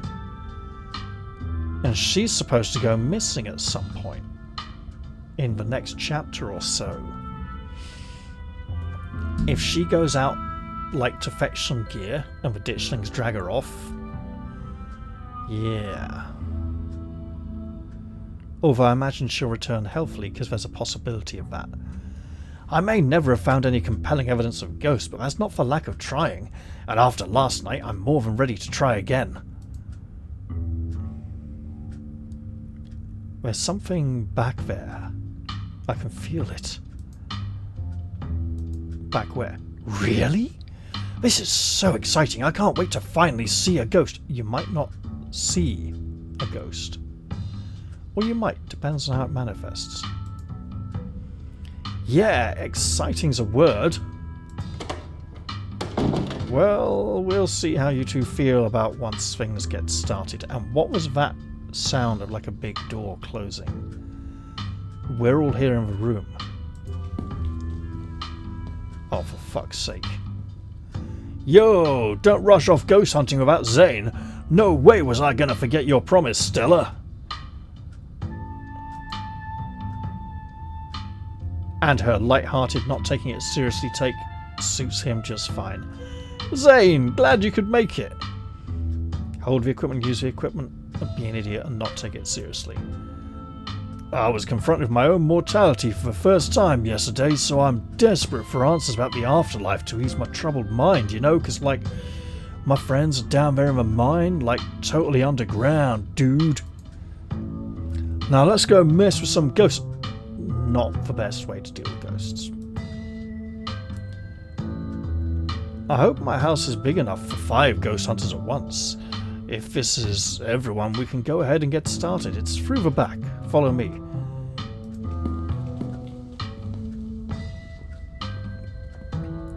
Looks like the sun is almost set.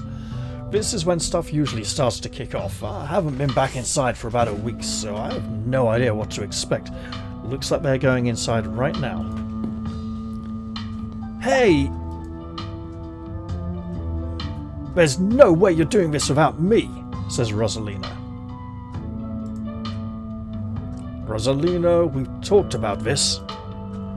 No, you talk to me about it.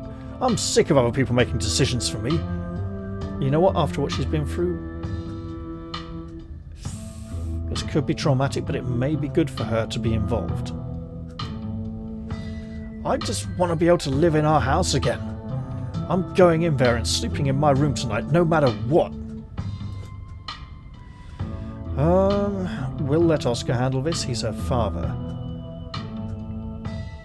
Let her come with us. It's her house too. That's a very Stella kind of response. I think this is best left to the adults. Is not a very Kanika kind of response, but maybe he can talk to her like a good parent. He knows her better than anyone else here. You decide it's best to let Oscar handle this. Rosa, it could get dangerous in there. Just hang out in the library and we'll have this taken care of in a few hours. Wait, her hang out alone? I don't want to be coddled just because you're scared. If Zane is coming, I have every right to be there. He's like, totally, dude. She's got a good point, Mr. G. You're right. I'm sorry, Rosa. Just let me know if it gets too much and you want to leave, okay? Thanks, Dad. Now let's get our house back. You all cross over the threshold and enter Oscar's living room. Family photos line the walls and stacks of books sit comfortably on wooden furniture. And there's that feeling again, like the mines, like the door to the clinic, a dusty, suffocating, dizzying feeling. Something is in this house though, Whether it's a ghost or something worse, you cannot know. Probably should have another drink soon if I'm going to push through this. I thought his house was separate from the library, because his daughter said, you know, we're sleeping out here in the library, you know, like in the back room of the library. I didn't think the house was like semi-detached. You can imagine long winter nights reading by the fireplace without a care in the world. Okay, looks pretty normal for now. I don't remember that picture being on the floor, but that could be non-supernatural. It's also upside down. None of my equipment is picking up anything around the picture. But I'll set up a camera in case it falls again. Could be important evidence. You might want to save your cameras for Rosalina's room. That's where I've seen the ghost manifest. I wonder if the ghost will even show with this many people around. It's not necessarily the amount of people that the ghost might care about. We don't know what motivates it. Well, wait, is it just me or does it suddenly feel colder? Now that is a sign a ghost may be manifesting. A very cliched one, mind you, and she could just be panicking. It sure does. I definitely feel that.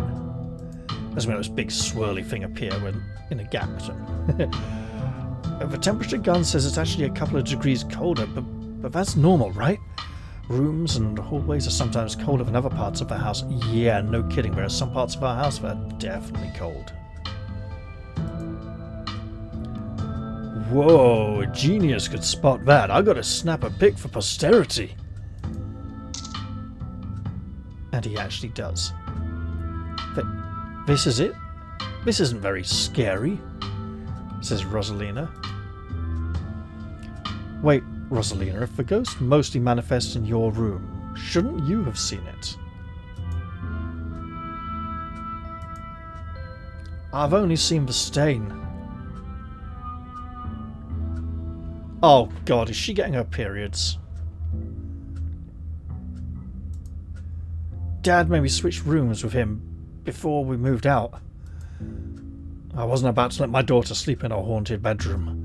I spent most of my nights on the couch before we set up shop in the library. Even if there is something back there, I'm not scared of it. I'm mad at it. Come on, ghost. Let's see some real action. Oh, it'll come if it wants to. I'm scared. Let's just leave. Alright, gang. I think we'll cover more ground if we split up and search for clues and all get scared shitless. Maybe it's shy. We're wasting our time here. Oscar said the ghost is in Rosalina's room. Good point. Great, we found the ghost. Case closed. Good work, team. Sure. Oscar said the ghost in Rosalina's room. Yeah, but we don't have to rush there. I'm sure we can deal with it from here, right? No, you go where the ghost is strongest. Where the ghost actually is. Stella, I've been meaning to ask, how do you actually get rid of ghosts? How exactly are you going to get rid of it if we find one?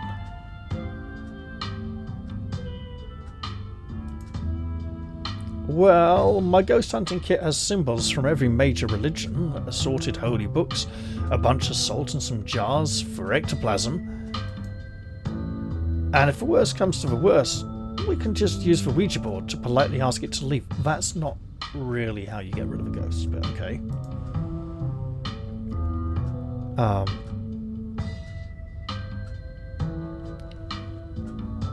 What's this? What's this here behind that door?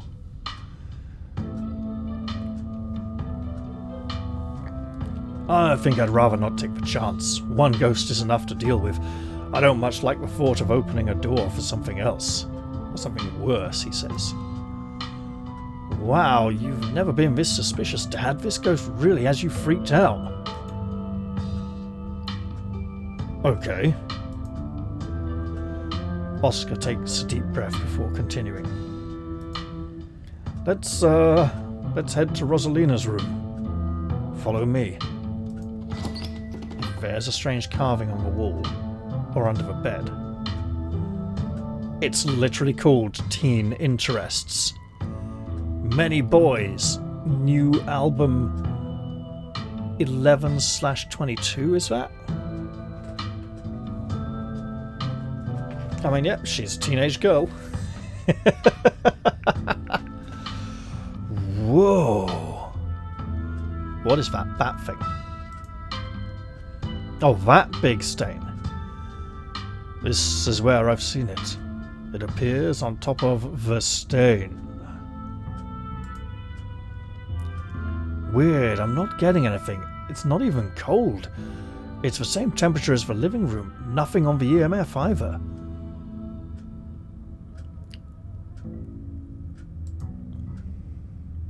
Electromagnetic frequency, is that?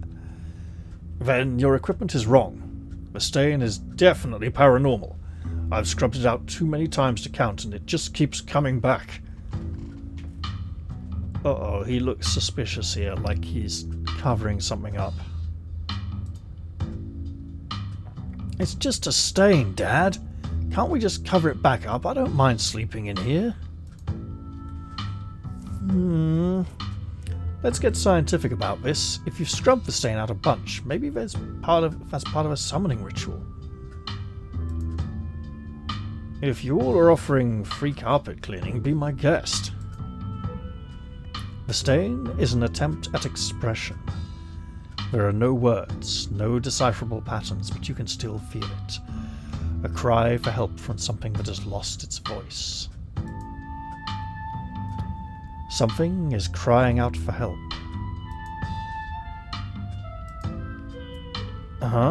You might be on something, Sarah. I wonder if the blood spells something out on the floor underneath. Have you tried tearing up the carpet? In a house owned by the government? Nope, I'm not messing with their carpets. I'd rather scrub ghost blood out of it every day than have the government take me to court for destroying their property.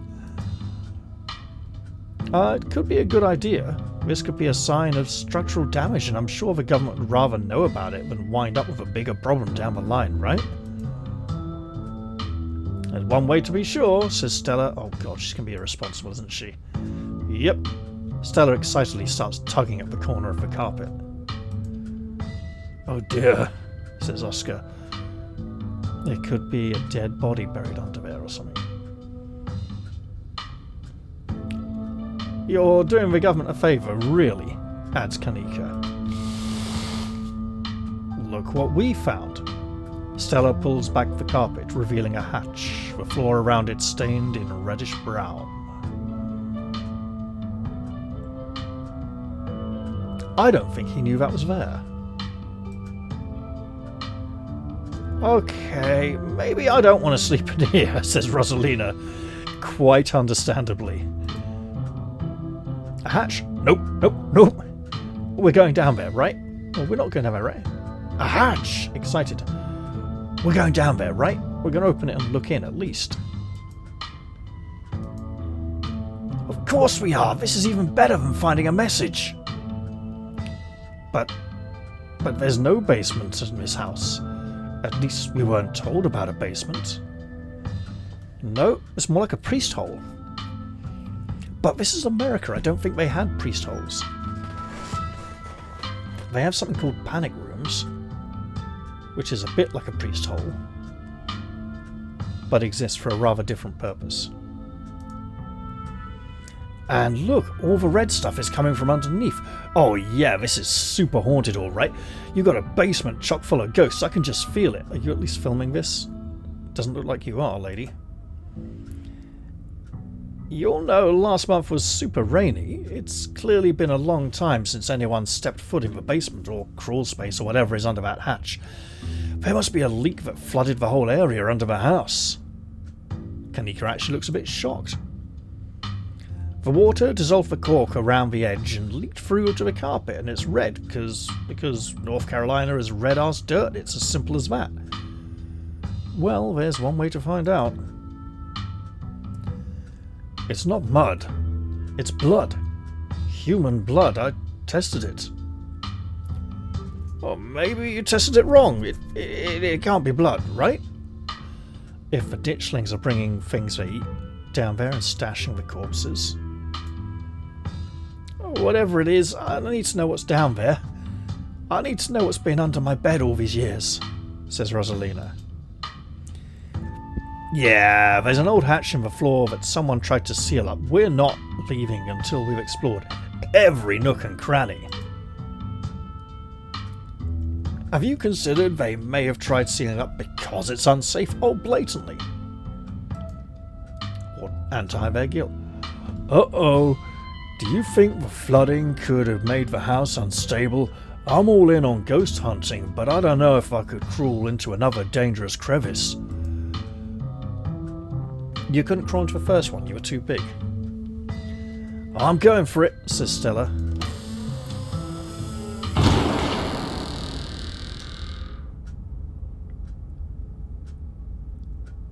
This could be where she disappears. You come in to Oscar's living room, and it suddenly looks all black and white instead of the sepia tone we're used to. You can't tell what time it is, and your friends are nowhere in sight. Something's happened to us. This is a vision or something. At least, physically, this is Oscar's living room. Spiritually and mentally, you've been ripped away to some other place. That seems more like it. The pictures are all different for starters.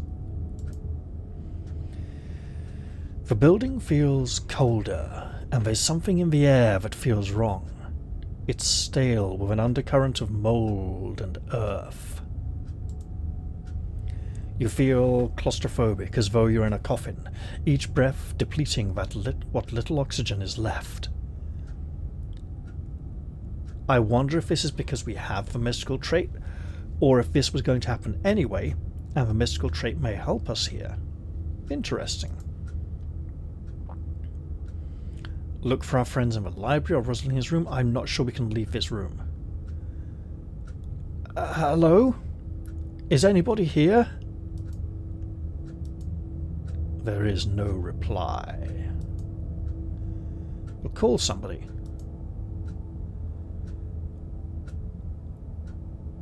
What, with our mobile phone? We'll call Tabitha.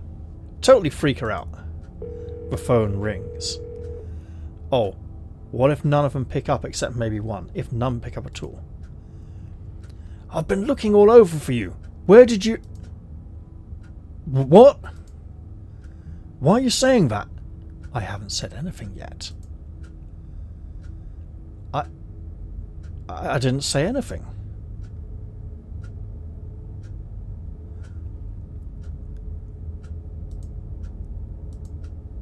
Yeah, okay, I get it. Pulling a funny little prank on your poor long-suffering cousin, playing some creepy old-time radio clip over the phone. Did Kanika put you up to this? Whatever, just come home. I'm sick of chasing after you. The call disconnects.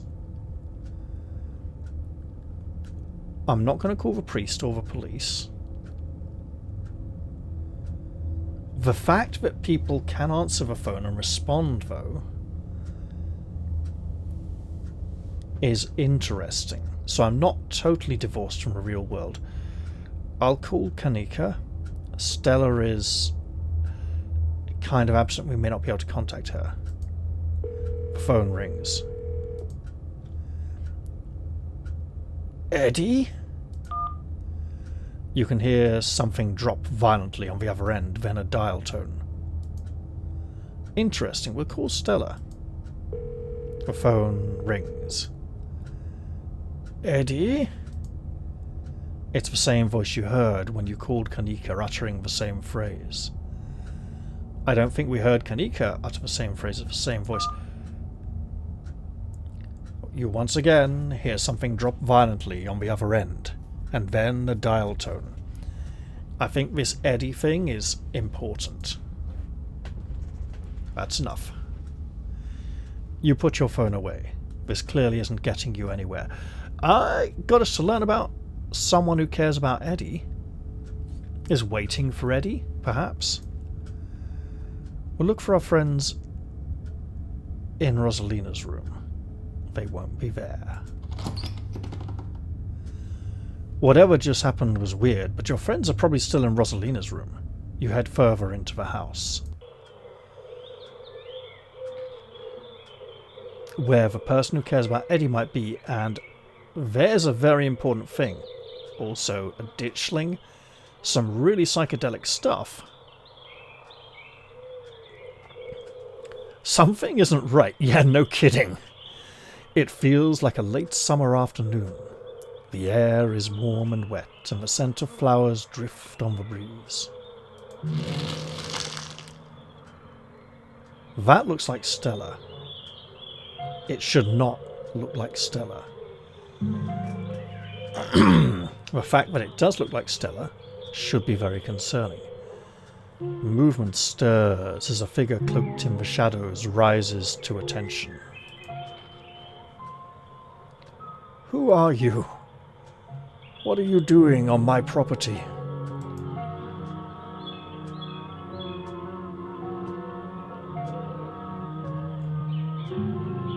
I thought Erska said the county owned this place. Is this what ghost hunts are usually like? Eddie? It's Charlie. Whoever Charlie is. Did you say Eddie? No one's called me that in a long time. It's Edwardine now. I'm not a child anymore. Stella, why do I think your name is the Lover?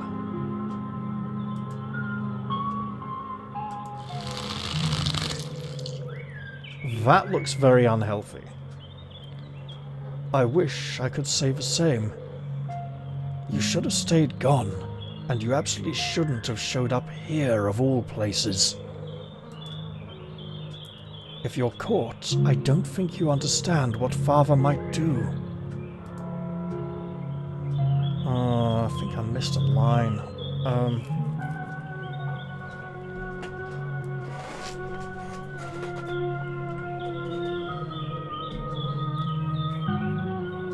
Even if this is Stella's body, it's not Stella I'm speaking to. So saying, look, I'm scared now, Stella, stop messing around, that's not going to help. I'm not scared of Father. This was a mistake then, I shouldn't have come with. Yeah, come with me, Eddie. Haven't you always wanted to see the coast? Now's your chance. We can just leave.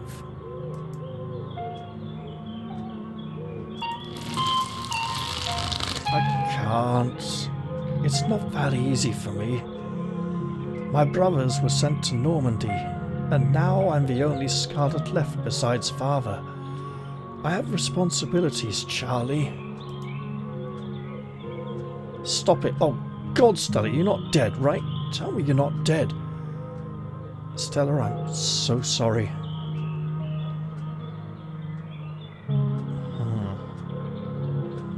I'm more important than your responsibilities. No, I'm not.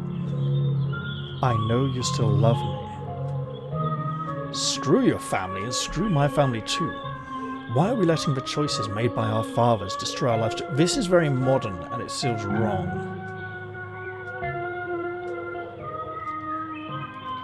It feels like this is a situation where taking every mystical choice is the way the developers want me to play through this, but we had two mystical choices previously, and one definitely felt better than the other.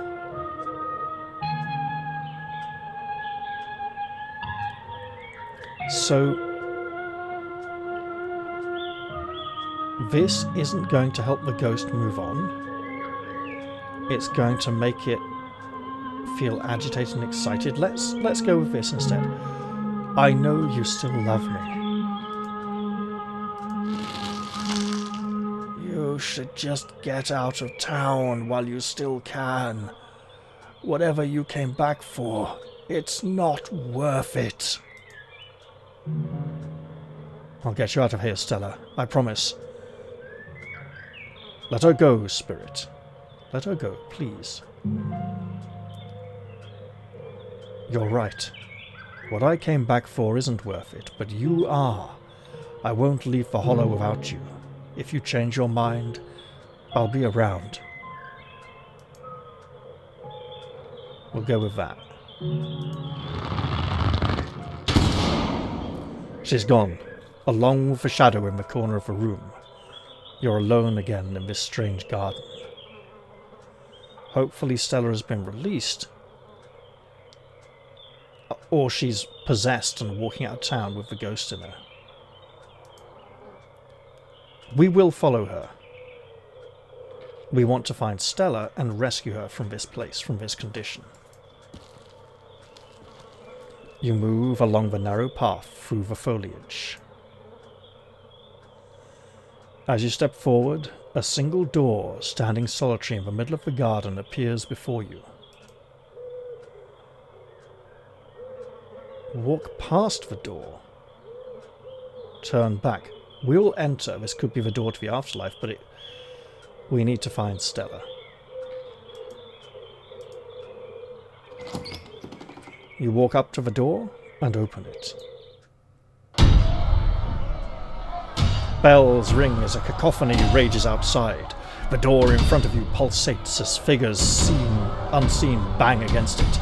The shaded figure from the garden sits in the corner, ever so slightly more defined. And that looks like a ditchling. And this time, it's not in Stella's body. It's in Rosalina. Your father has left town, Charlie. We're moving to a new house, okay? Oh, Charlie... one of the families in the past? Right. I'm starting to put this together now. That's the shadowy figure, right?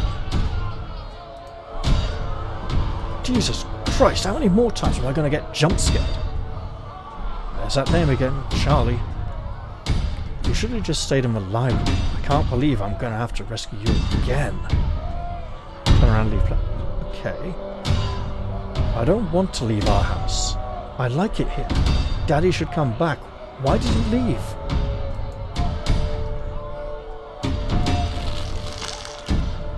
He can't come back. We gotta live somewhere else now, but that'll be fun, right? There'll be new kids to play with. You can show them your little dolls. Hurry, sweetie, we don't have much time. Your thoughts are pulled to the symbolism in the room. It's possible the spirit is trying as much to communicate with images as it is with words. There was a goat's head back in the garden, and there's a lamb here. Maybe they're there to mark the passage of time. Where's the lamb here? That's a ditchling. That's a ditchling. They're all creeping in. Oh, it's got hands as well now.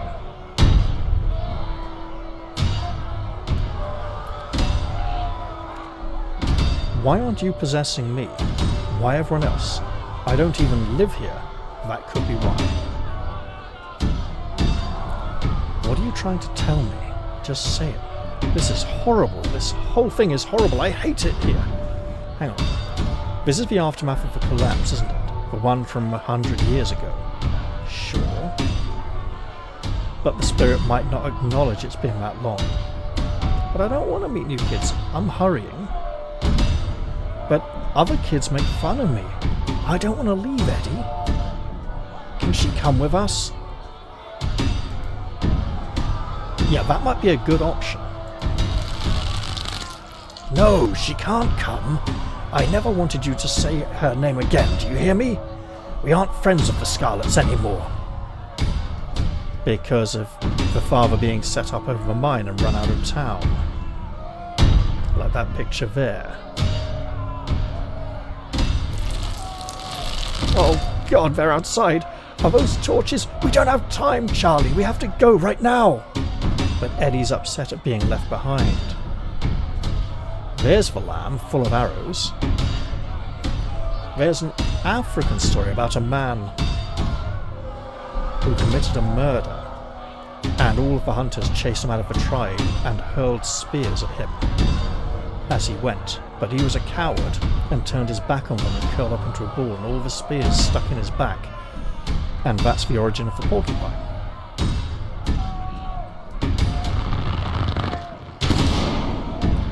The mother is whisked away, leaving you behind in the empty room.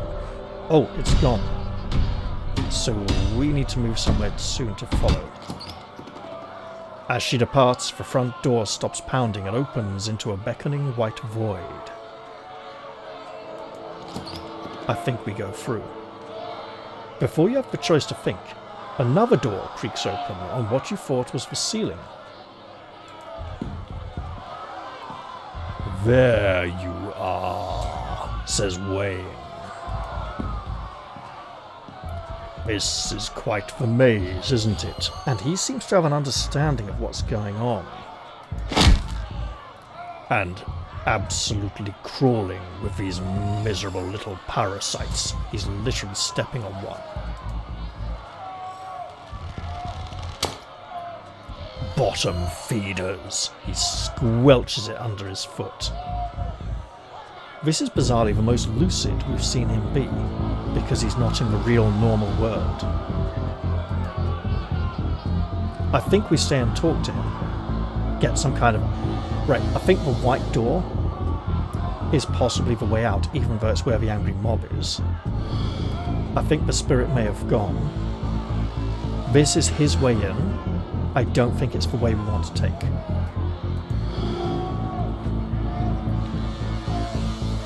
How did you get down here? I followed you. I'm never very far behind. As he approaches, a smell hits you. Sweating, suffocated flesh with a tinge of the saccharine and stomach-churning scent of decay. Shall we find the end of this little maze? Walk forward into the void or run past him into the void. So if we walk, he may grasp at us. But this is a spiritual situation. We shouldn't panic. We walk. There's no need to run away from Wayne. You step past him and walk into the void. You're outside and it's night. A false moon looming massively in the painted sky. Wayne is gone, but there's still plenty of ditchlings. And other things too, lots of flies. Looks like the ghost is back. The night feels thick and warm, the insects lively, their calls unnaturally tinny. Everything feels warped and wrong, like you're listening to a record fished from the bottom of a pond. Unless your eyes are playing tricks with you, the shadow in the corner keeps getting closer. And it's in Kanika now. I don't think it's possessing them. I think it's using recognizable faces that we know to relate to us. My poor dear, I've been keeping track of you scuttling around like a tomcat. You've fallen hard for Miss Edwardine, haven't you? Whatever happened here must have happened after both the garden and the collapse. I think we shouldn't speak to them and say, look, you're possessed, I'm going to save you. I don't think we reassure them because I don't think they even know what's going on. I think we address the spirit itself. I want to get off the ride now. Who's supposed to...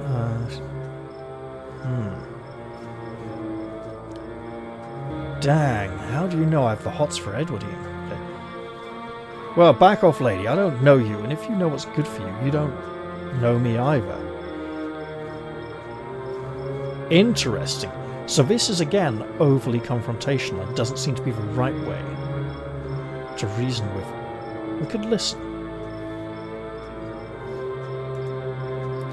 You quietly let the figure continue. There's no need to be embarrassed. Your secret is safe with me.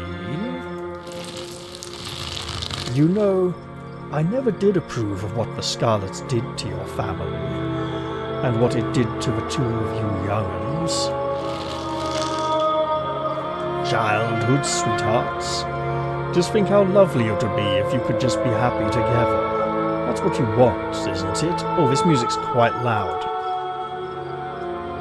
So, Edwardine and Charlie.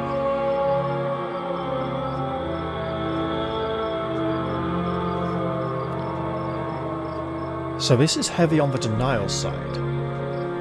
Don't talk about my family, and I don't need life advice from some old broad.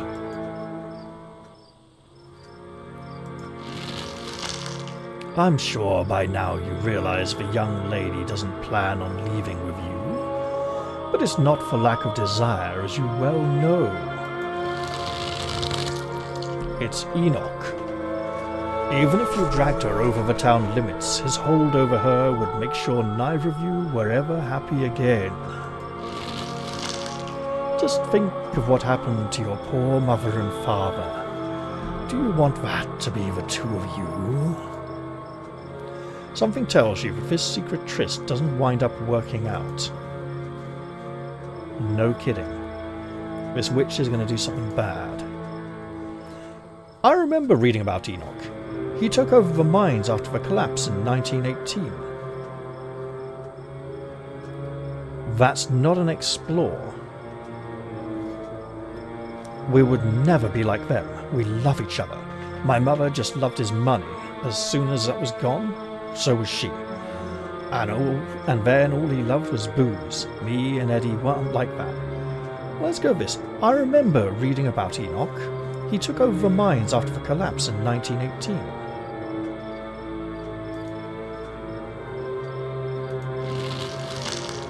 The powers at work here are stranger than even your love could withstand.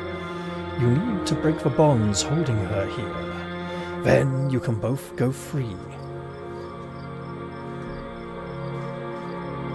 We need to persuade her to go without taking us or anyone else with her. No more misfortune. Not for you, not for anyone else bold enough to step foot outside the holler. The witch mimes handing you something, though her hand is empty. Everything you need to know is on that map. You can identify some of the plants in this room. There's Jimson weed, monkshood, and what's either Queen Anne's lace or poison hemlock. Purple something, blue monkshood. Oh, St. John, bring corn for food. Oh, St. John, bring corn for food. So what is monkshood for? I can't remember. It's in one of the Brother Cadfael novels. It's either poison or medicinal. Hemlock is poison. Though, going off the theme of toxicity, you'd guess it's more likely hemlock of the two. What's bad about misfortune and stepping foot outside the holler?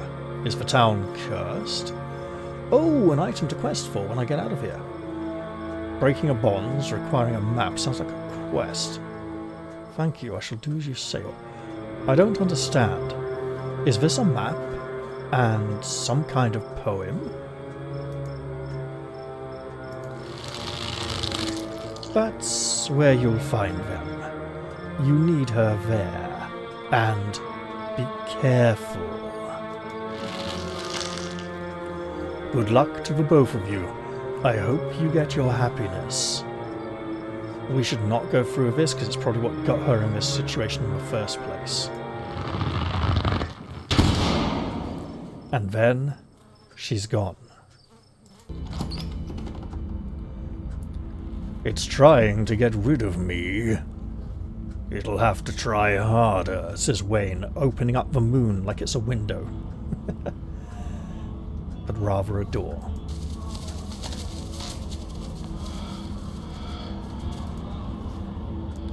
Are you Sam Wayne, or are you something else?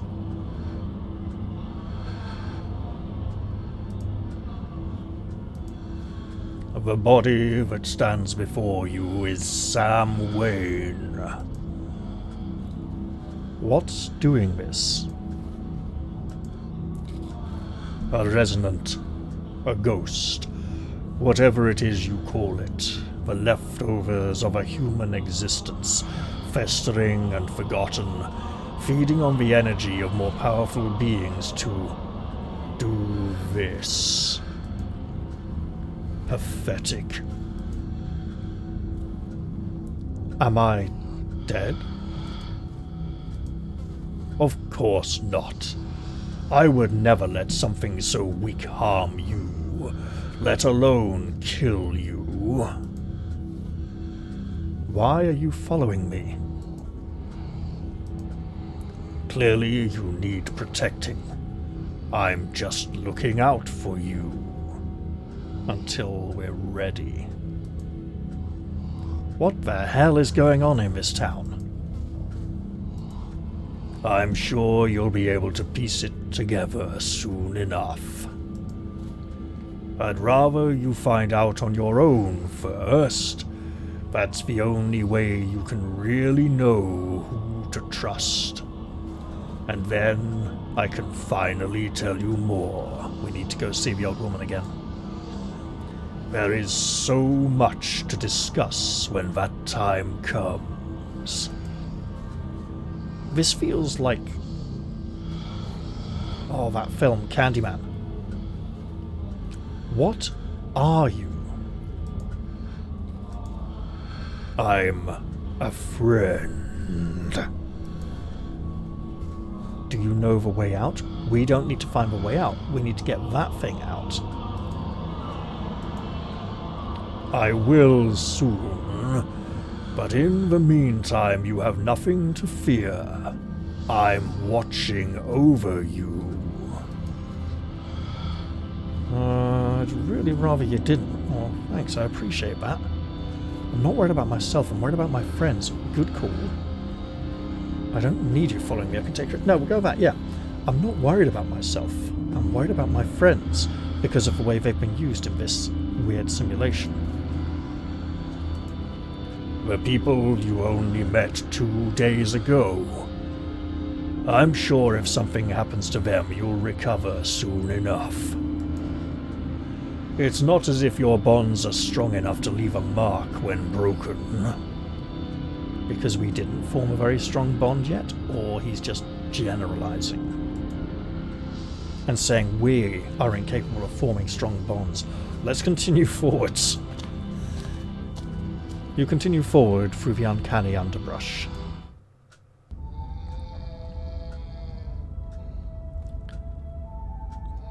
Dead woman. Sheep again. Oscar on the bed. Once again, you find yourself separated and alone. Look, it really is getting a bit cold now, actually. Sorry, I'm just going to go grab a blanket quickly. Well, I went to fetch a blanket and a jumper, as I said I would, and as I was reaching for the blanket, I heard my father getting out of bed, and he was too uncomfortable and needed to come and rest down in the armchair in the room next to my computer. So I went to bed, got some sleep, went shopping the next day because it was Maundy Thursday, and the bus wouldn't be running on Good Friday, or on Bank Holiday Monday, so basically no buses till Tuesday. Then I got home, had a terrible pain in my side that wasn't a stitch, it was too high, it was behind the ribs. Put all the shopping away, did everything I needed to, went all the way through the day, and it's basically like, 19 hours later now. I have had a decent amount of rest, so I'm good to continue with this attempted exorcism. Sarah, of course, has no experience in this kind of thing before, and there are a lot of details that did spring out to me before I could mention them as I finished recording. So we've obviously got this very agonized expression on the picture of the woman here. That's probably Edwardine. I don't know at what point any of these are supposed to have been a goat. Okay, so that might be. Because initially, so far, they've all looked like sheep or rams so far. And rams are sheep, I know. We got the shadowy figure here. We got these beams moving. And all these bottles. One could almost think she drank herself to death. And there's one of those ditchlings. Actually, there's another one there as well, and a third. Looking a bit like a frog down at the bottom there. And of course, Oscar on the bed representing the terrible state of this woman. And Wayne seems to... The thing that is speaking through the remains of Wayne seems to believe it is helping us. It seems pretty scary and nasty, but so far I wouldn't entirely call it benevolent, but it has done us no harm. Now, something I didn't particularly let slip earlier is that I have had multiple conversations. I know someone who's performed a couple of exorcisms in his time, and this is not generally how it's done. Okay? But I have tried to bear in mind how he said it would be done while playing through this section. Although the developers seem to be leaning rather more heavily on the Catholic antagonistic shouting and commanding and saying, "Get out of here," which is kind of a last resort, really. You only do that if you have to. Really, you need to try and persuade the spirit that, look, you don't belong here anymore, you don't need to be here, and look at all the pain and suffering you're causing, and there's other people here now, and persuade them to leave eventually. By which I mean, to pass on into the afterlife. However, once again, you find that in this game, the mystical options seem to be saying, "Get the hell away from me. No, I don't agree with it. I'm not playing along with this." Which would tie into the more antagonistic denunciation-style Catholic exorcism that the developers seem to have in mind when they wrote this section. Right. Once again, you find yourself separated and alone. A long wooden corridor stands before you, littered with bottles and rails, and I'm just going to check. Yep, we're recording. It's all good. A figure rises to attention, blocking your way. Probably the most attent he's been in a very long time. I'm afraid he doesn't have long. If there's anything you need to say to him, I'd say it now.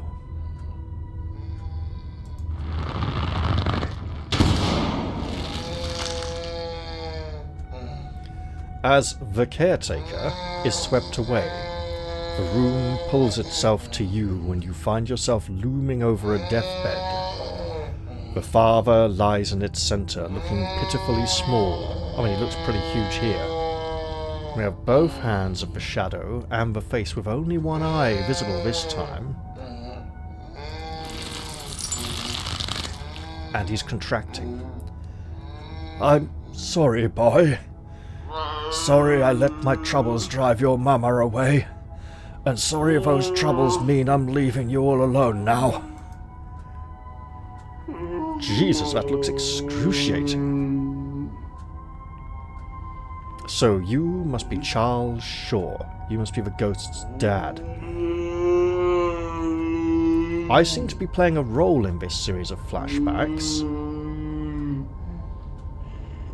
And whoever I am, he expects me to know him. And I've been told I don't have long, so I shouldn't waste it with introductions. Oscar, I'm so sorry. It's not Oscar.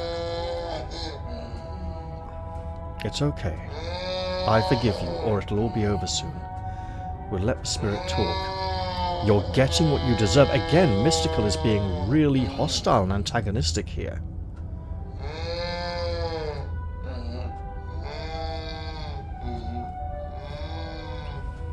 I don't think Mystical is always the correct option in this case, although this is... If you just accept it, rather than the suffering, go, okay, look, this is pain, I'll go through this.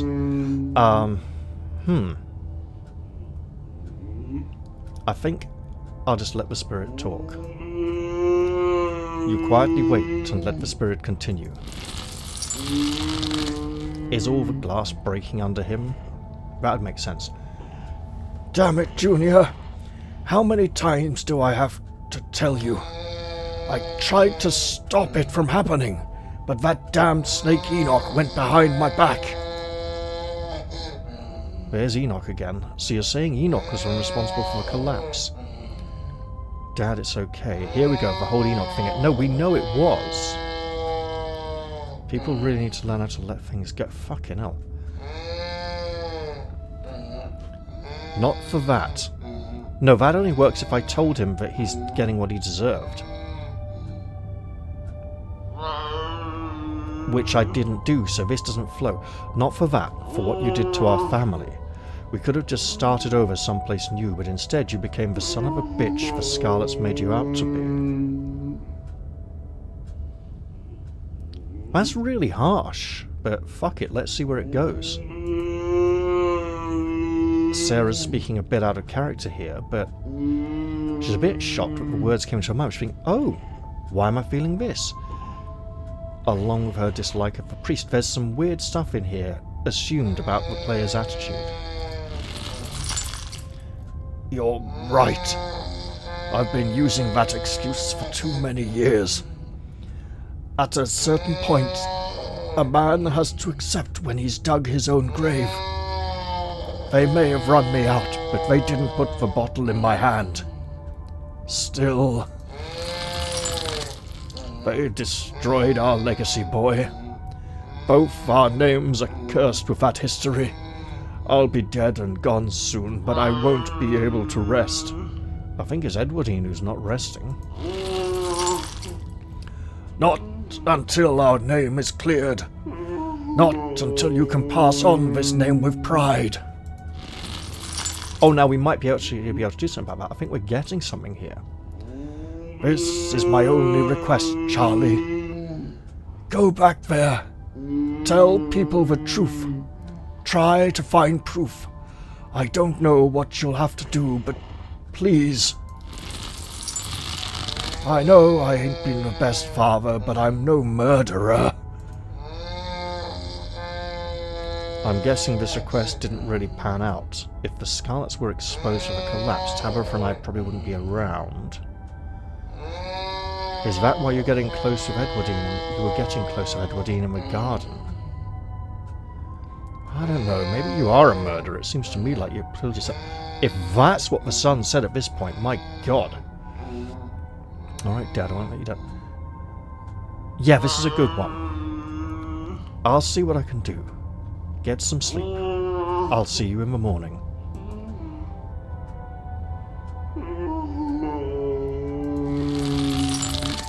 Damn it, boy. I may not have till the morning. Promise me. Promise me you'll go back and at the very least show that Enoch bastard what for. Well... Oh, that's interesting. We got a I promise here, or... I promise. I'll go back. Oh! And the bed turns into a grave and he sinks into it. You watch as the father's body seizes and falls through the sheets, taking the rattling pile of bottles with him. You notice the shadow is gone now. Such theatrics. What a waste of time. Why force you to see any of this? People always think their own experiences are so important, but what does any of it matter?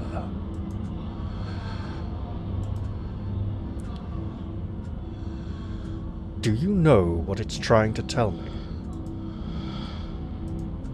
Yes, and it's trivial. Don't worry yourself with it. Are my friends dead? He's gonna say no, right? They're alive. I'm not sure if they'll stay that way. You keep disappearing. It's doing its best to keep us apart, but I have a feeling it'll be over soon. Then the exit won't be hard to find. I guess I'll see you when I see you then. It shouldn't be hard to find you again. Yeah, but how about trying to find you, mate? You move back to the bed to quietly leave through the hole the father left behind and crawl through.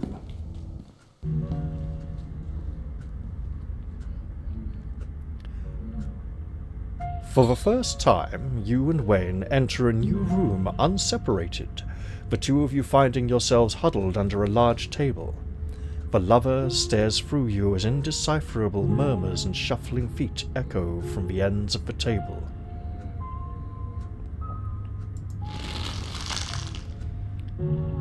They're so lovely. Are you sure I can keep one? You must have worked very hard on them. It's a gift. Wait. Ah, of course. It's a present. When you look at it, you can remember all the fun we've had.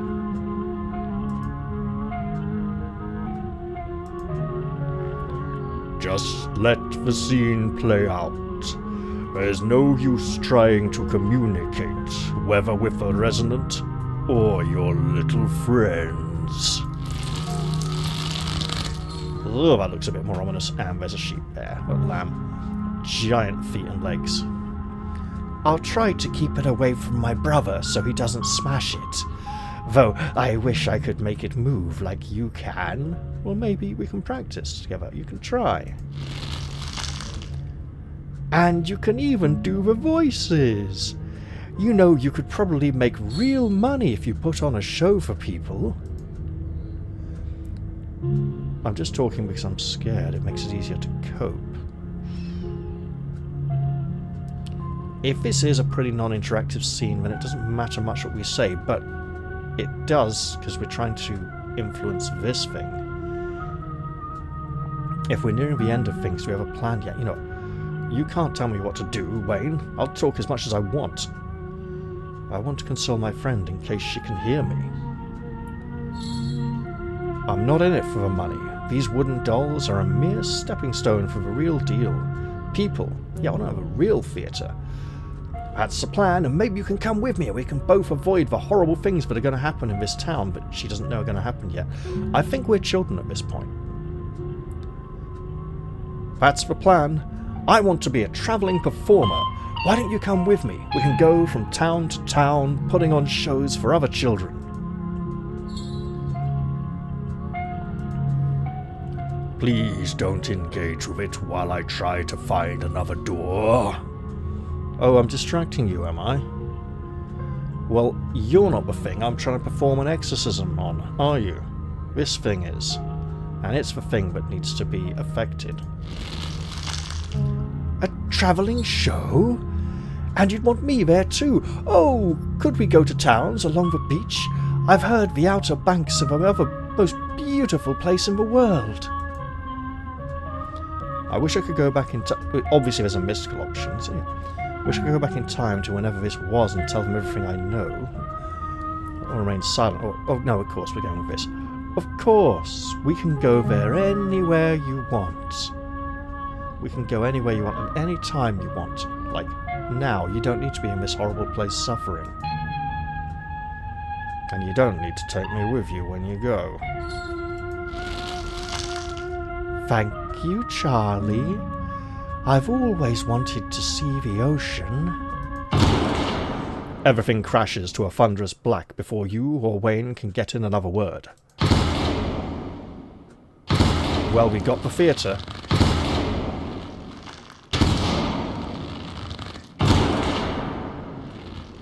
And they are the puppets. And they're bowing at the end of the show and clapping.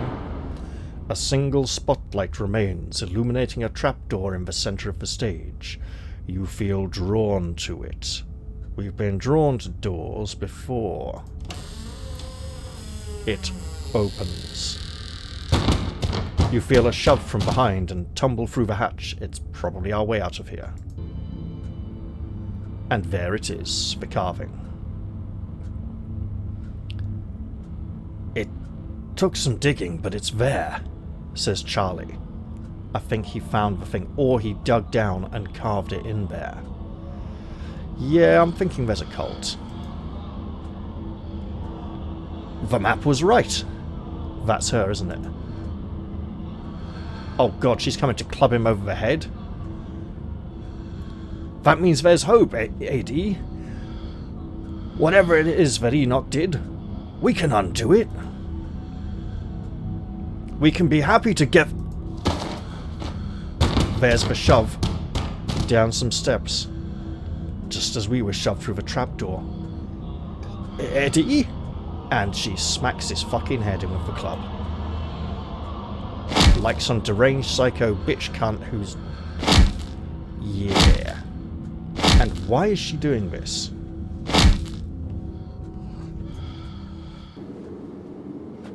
How did love turn to hate? Wayne is gone once again. There's nothing here but you and the howling void.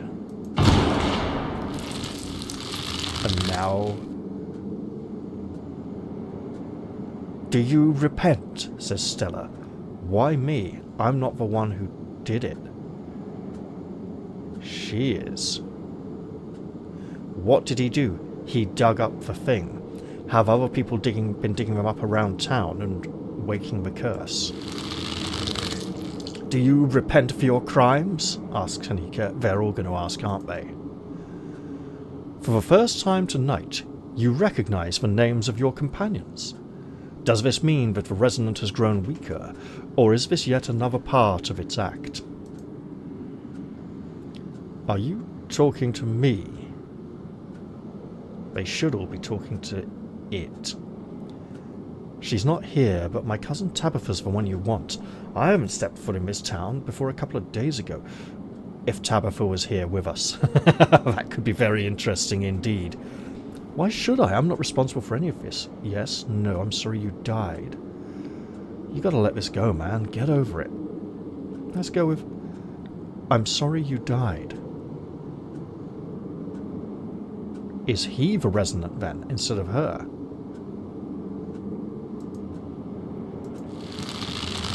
You must answer for the crimes committed by your scarlet blood, says Oscar. Until you do, I cannot die. Man, it's like totally mental. I want to die. Please. I have been alone in the dark for so long. Yeah, it's speaking through them to us. But we're recognizing them once again. All I ask for is some of your years. No. Absolutely not. To pay for the years that were taken from me.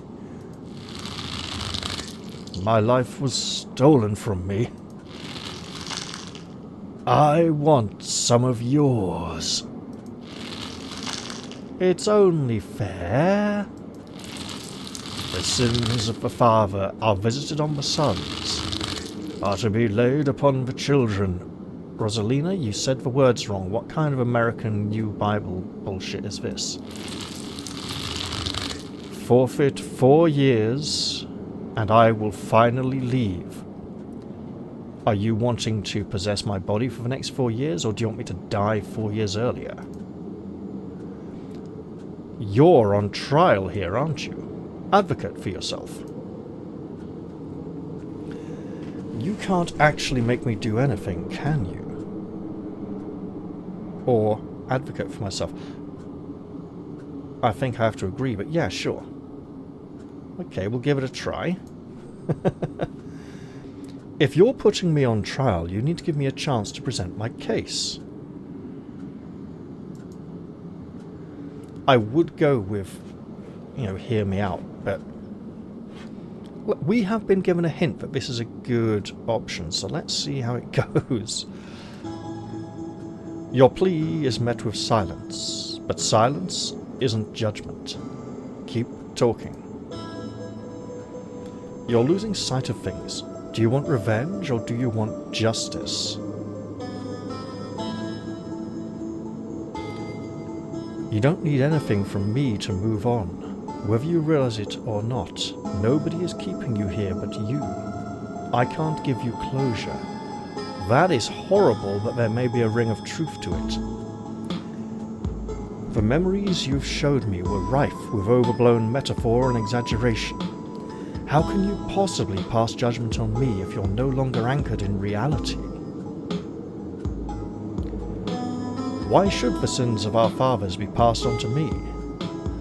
Were Charles Shaw's sins passed on to you?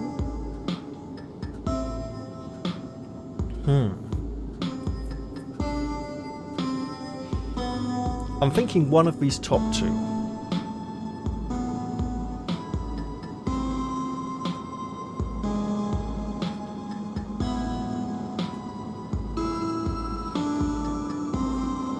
You don't want me to give something, you want to take something from me, but you can't take something from me, it can only be given. But you want me to feel compelled to give it, so that you can feel like you're taking. You're losing sight of things. Do you want revenge, or do you want justice? I can help actually right the wrongs of your past, but only if you let me go. More silence. Keep going.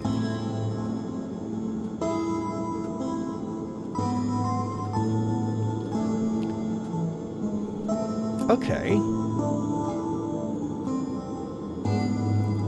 The memories you showed me were rife with overblown metaphor and exaggeration. How can you possibly pass judgment on me if you're no longer anchored in reality, which will then, let us say, you don't need anything from me to move on because you're already so detached from reality. A fresh tension bubbles up in the air. You're almost out of this.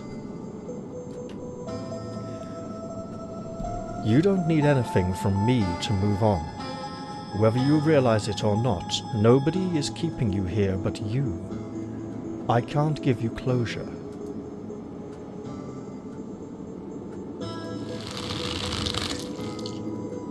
The jury box is pulled away as you are brought face to face with the spirit.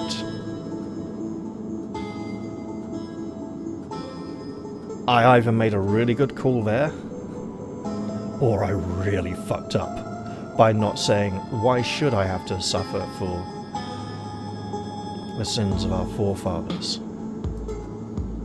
It's time for your closing argument. Screw your family. Screw my family too. Why are we letting the choices made by our forefathers destroy our lives too? Don't become in death what you hated so much in life. Interesting, and again confrontational for mystical, unnecessarily confrontational. You don't need to take anything from me. You've kept yourself as a prisoner here just as you've kept all of us. All you have to do is let go. It's like a child desperately clinging onto a broken toy. You can't mend it until the child lets go and lets you get at it. But they're so desperate to hold on to all they've got left because it's all they have, and they don't want that to be taken away from them. You don't know anything anymore, do you? You don't know right from wrong. You don't know fact from fiction. You're just a sad memory of rage and self-pity, and you need to finally die. Oh, that's just gonna get me hit. After all these years, someone has finally heard you. I'm going to find out the truth of what happened to you, Charlie. You can finally rest because your burdens are now mine. That feels like a really good one. Passing on the sins of the Charlie are passed on to the Sarah.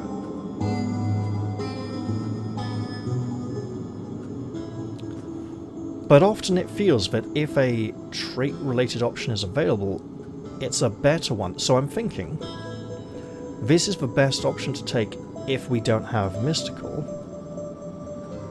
And there might be another trait that would give us an option here as well. So why is this good? How is this good, and is it a problem?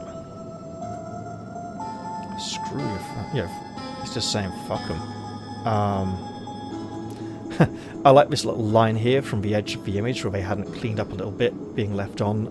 It feels like it's almost left intentionally to give the impression of crudeness, but it works. Also gives you the impression of there being something below the head, like a bit of cloth or something, you know.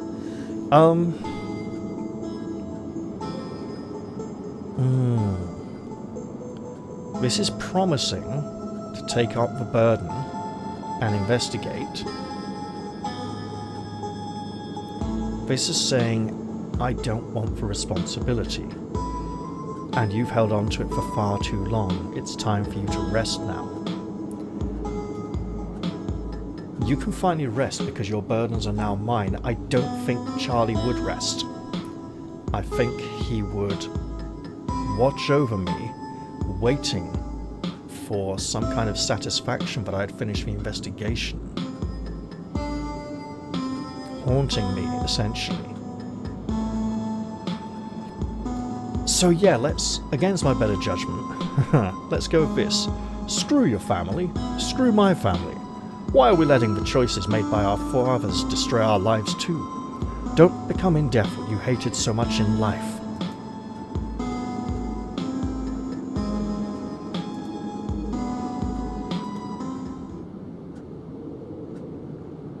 Silence. I mean, the wind seems pretty loud. Is it turning back to normal? It is. We're returning to the equally sketchy but slightly more colourful reality.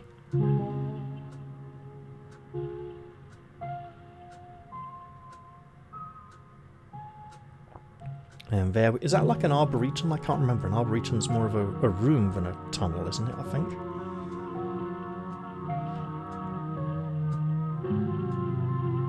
Legs under the table. Ah, so they were playing under the table, like little children. And the bedroom. But if the carving is down there, fading away. And there's Charlie, finally at peace. Passing out of the dreadful limbo he's been in all this time, or the hellish domain. And then, everything fades to black. You come to in a basement, a mound of packed dirt in front of you. Your friends are nowhere to be seen, but Wayne lurks by the stairwell, as though he's been patiently waiting for you to wake up. There you are, and it looks like you're all in one Sybil, at last! We've been wanting to see more of you. Sybil pauses mid-sentence as she notices Wayne from the corner of her eyes. Yeah, I think she's got a better idea of what's going on here than anyone else. Come with me, dear. Let's get you home. This was a close call. Make sure nothing happens to her, or there'll be hell to pay. I think he's talking to Sybil, not to me. He practically hisses the words. Oh, he's hissing? That's not how I've been having him speak at all. You quietly walk towards the stairs. Sybil lends you her arm as she gently guides you out of the library. We should have really had her here for this. Maybe if I had gone in and had tea with her in the morning, I might have persuaded her to come along for this. I was too concerned that Tabitha would drag me off to her place of work all day and I wouldn't get to do any of the other fun things I've done. Maybe Sybil would have persuaded her to let me go off and do my own thing around town. And the three of us could have had a nice cup of tea together. Sat down, watched Tabitha actually relax. It could have been a really good thing. I may have let my own fear ruin that.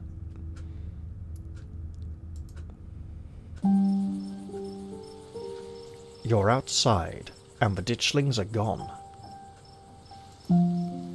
It's real this time. A cool autumn breeze blowing small piles of dried leaves across the steps of the library. I'm gonna peace out. Back-to-back encounters with my own mortality. I got a lot to ponder, man. It's like totally radical, dude. See ya, Rosalina. Zane walks off down the road, and the ditchlings don't bother him because he's just not that important. How are we supposed to know it would be like that? I don't know what you guys experienced. I'm sorry. I really am, but we weren't supposed to know, Kanika. And that's kind of why we have to find a way of dealing with it. Things have been strange around town, sweetie. Now's not the time to be poking around in the supernatural. I thought you learned that lesson yesterday. But magic isn't real. I mean, it's not supposed to be. God, that hurt. Everything is so sore. Yeah, all the creaking and being stretched around like puppets, I can imagine that, yeah. Sarah, is it really gone? It was a bit of a Hail Mary, but yeah, it's gone. I didn't have to sacrifice anything. Fucking Whedon-esque dialogue again. Yeah, I'm pretty sure I gaslit your ghost to death. No, lady. Just saved all your skins for the power of my master debate skills. No, not master debate. That's awfully close to another word. Just so happy. All that matters is that Rosalina can go back to sleep in her own home. You think she's going to sleep there tonight now? This house is clean. I would have gone with pure, but sure.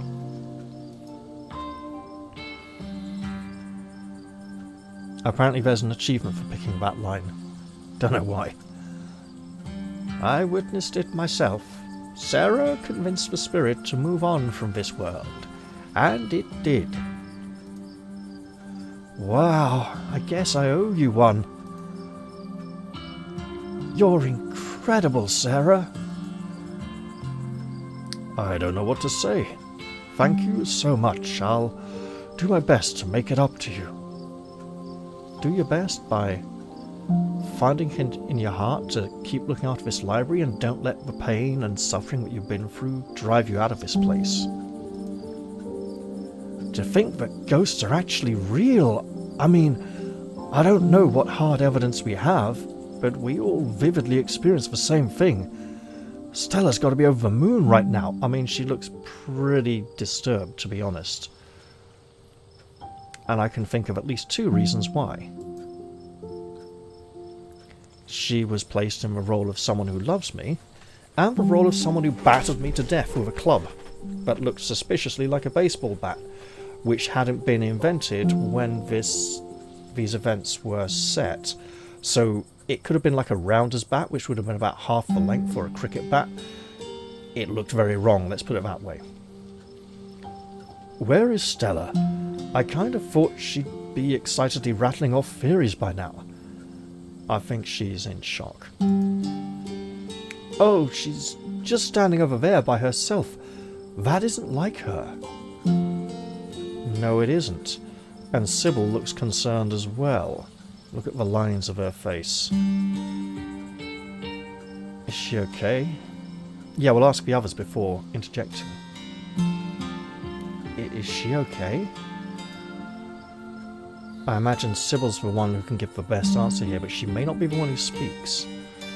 I was wondering the same thing. We just saw a ghost and she's just standing off by herself.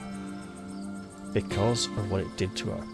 Which, like, fair, that'd be a normal reaction from anyone else who'd just seen a ghost, but this is Stella we're talking about. I'll go talk to her. I won't drag her along to all the others. She'll clearly be uncomfortable with that, I think. I'm going to go check in with her. You walk over to Stella. Well, at least she's noticed me. She's looked up. Oh, hey, Sarah. You okay? That's a pretty dumb question, but it's still reassuring to hear it asked. I'm here if you need me. Well, there's another one of those carvings in there. So I guess ghosts actually are real, huh? Your child's going to go wild for that stuff. Well, she might not necessarily have much to show him. I'm sorry I couldn't get you out of there sooner. Sure. Let's go with that, right? Because I didn't express it in there at the time. Sorry, I can't talk right now. See you later. She hurries off down the road. She probably shouldn't be alone right now with the monsters and everything. What if she's still possessed? No. I think she took the brunt of things in there. No way, no wonder she's having a hard time right now.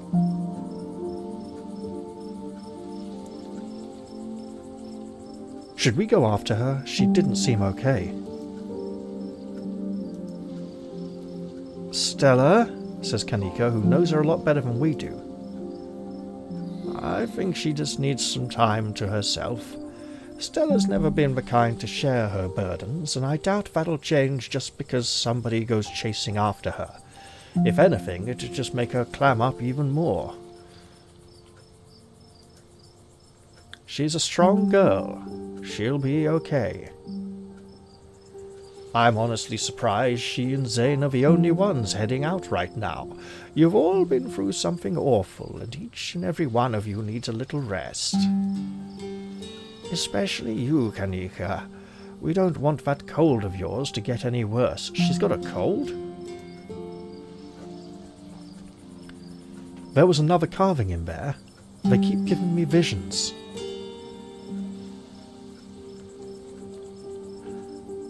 This may give Oscar pause for concern, but after what he's just seen, I think he should be fairly comfortable with what I've just said. Two of them look somewhat sympathetic, one disturbed. I wonder if those things are tied to everything supernatural that's been happening. Sybil might not know about the carvings. Letting her know would be a good thing. Yeah, I wonder.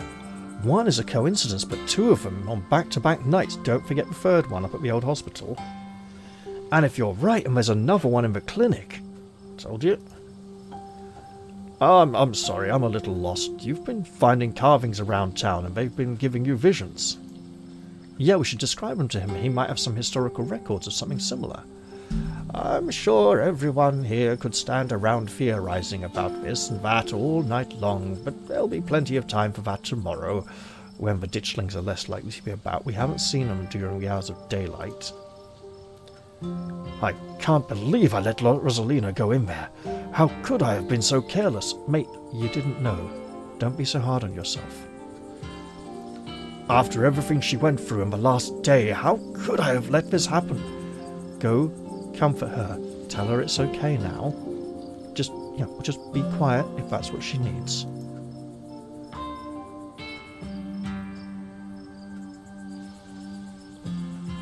Pretty much first dialogue option right there. Okay, what's the second one? You actually tried pretty hard to warn us about things, Oscar. None of us took you seriously enough. I spent a lot of time with Wayne in there. No, we're going with this, right? I'm not even looking at the others at this point. They're all explore options anyway. You couldn't have known what was going to happen, Oscar. None of us could have known. Don't blame yourself. And he's like, but I'm her father. I should look after her. Right? I've seen it before. I should have known it could get worse. I shouldn't have let Rosalina come with us. Dad, what did I tell you? Stop blaming yourself. You couldn't have stopped me. But maybe he could have protected and supported her a bit more, but they were all powerless. If you tried, I was just going to sneak in after you. You didn't put a ghost in our house. This is not on you. Oh, this is very SJW, telling the man he's wrong. I know you've both had a difficult time of this, but the storm has passed and everything's worked out. Things will start getting better from here. Or worse. It's a horror game after all. This is where something comes and shanks her through the chest with a fucking sword or something, isn't it, from behind? It's a horror game, you know. Were you all conscious that whole time? Everyone glances at each other. They're like, I was, were you? Everyone, including Sybil. Yeah. I'm pretty sure we remember everything, at least up until that guy showed up and snapped us out of it. What, Wayne? Oh, maybe that's what he was doing in the background. Wayne? He's been following Sarah around. What did he say to you? We don't need to trouble Sarah for the details. No one pay any mind to that man. Oh, why is she covering this up? I think she doesn't want to scare them. He's just a drifter. He'll be gone soon enough. In the meantime, steer clear and he won't make trouble. He actually... Oh, now you're trying to discredit her and make her look like an idiot because she's old and white. You know, I spent a lot of time with Wayne in there. Yeah, I noticed. We could smell him as soon as we snapped out of it. What happened? Did he hurt you? He crushed a ditchling under his boot. No, but he gives me really bad vibes. I don't know, I think he crushed a ditchling under his boot. It was pretty scary. Yet another valid reason for me not to trust him. Kanika, you don't trust very many people, I'm afraid. Including yourself, I believe. There was someone else in there, but that's my house, Rosalina, and I live there. What did he say to you? Like I said, let's not trouble Sarah about him. Just stay away, all of you. I think I need to speak with her in private and ask her why she's trying to cover up about Wayne.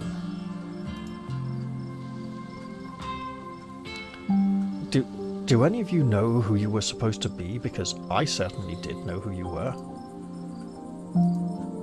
No idea. Ah, that's a problem. Because if Stella knew who she was supposed to be, her reaction now would make a lot more sense. There was no context or nothing. Oh, that's Oscar.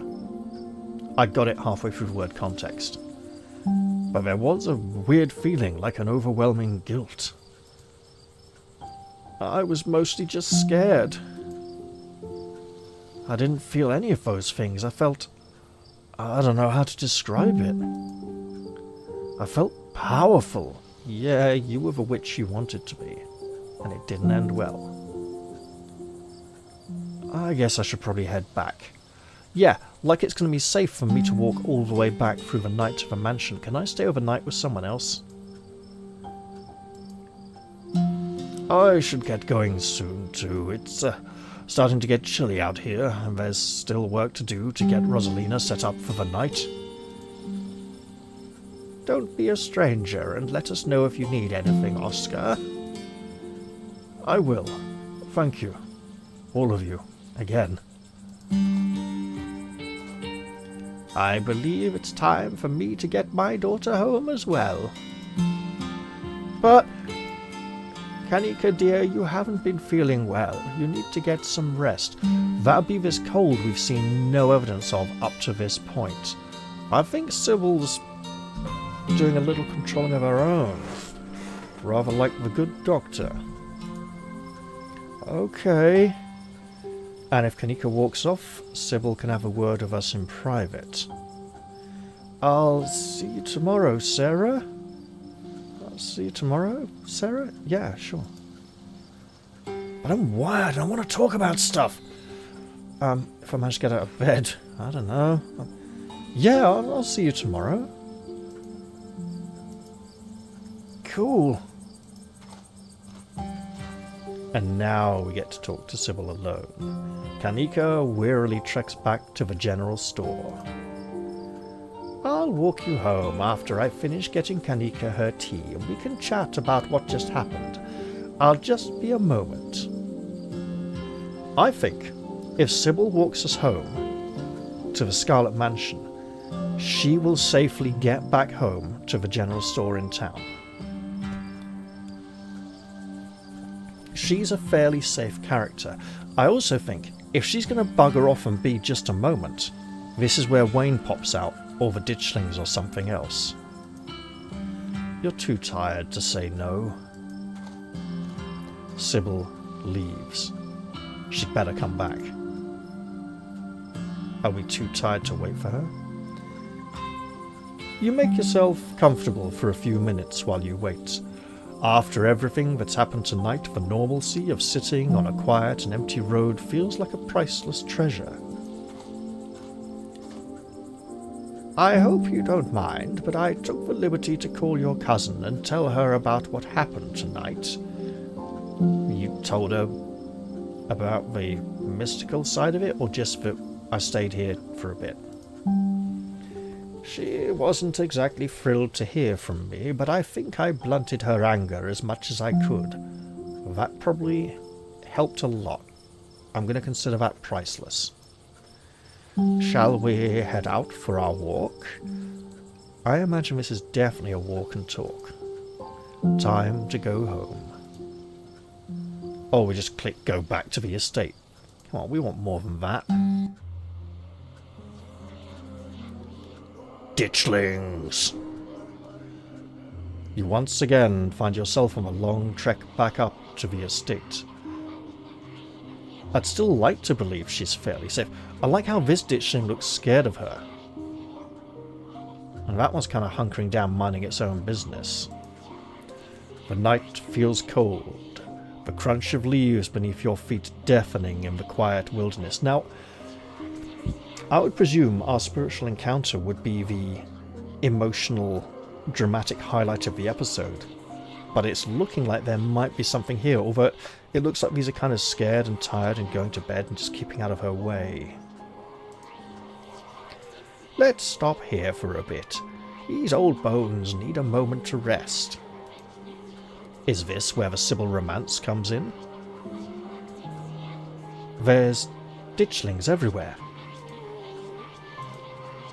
I'm afraid the spirit you dealt with tonight was merely a symptom of the rot here, rather than its cause.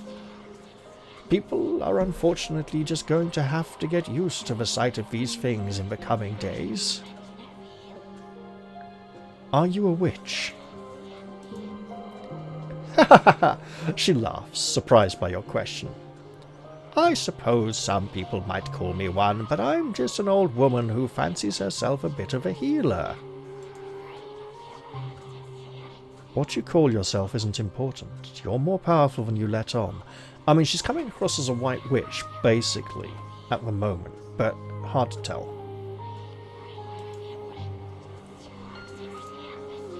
Well, I do drink plenty of tea. I'm so sorry, Sarah. I completely forgot to send you home with some tonight. She looks genuinely scared and so that's enough rest for me. Let's carry on for a bit. But what about all the other things I wanted to ask? You and Sybil walk deeper into the woods. You're getting closer to the estate. Perhaps we'll get to stop and talk again. One last rest and we'll get you home, as the ditchlings lie in wait.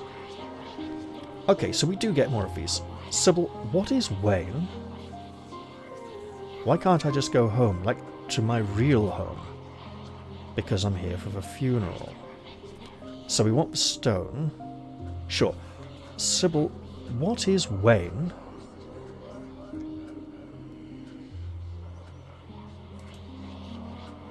Let's see if she tries to brush it away again.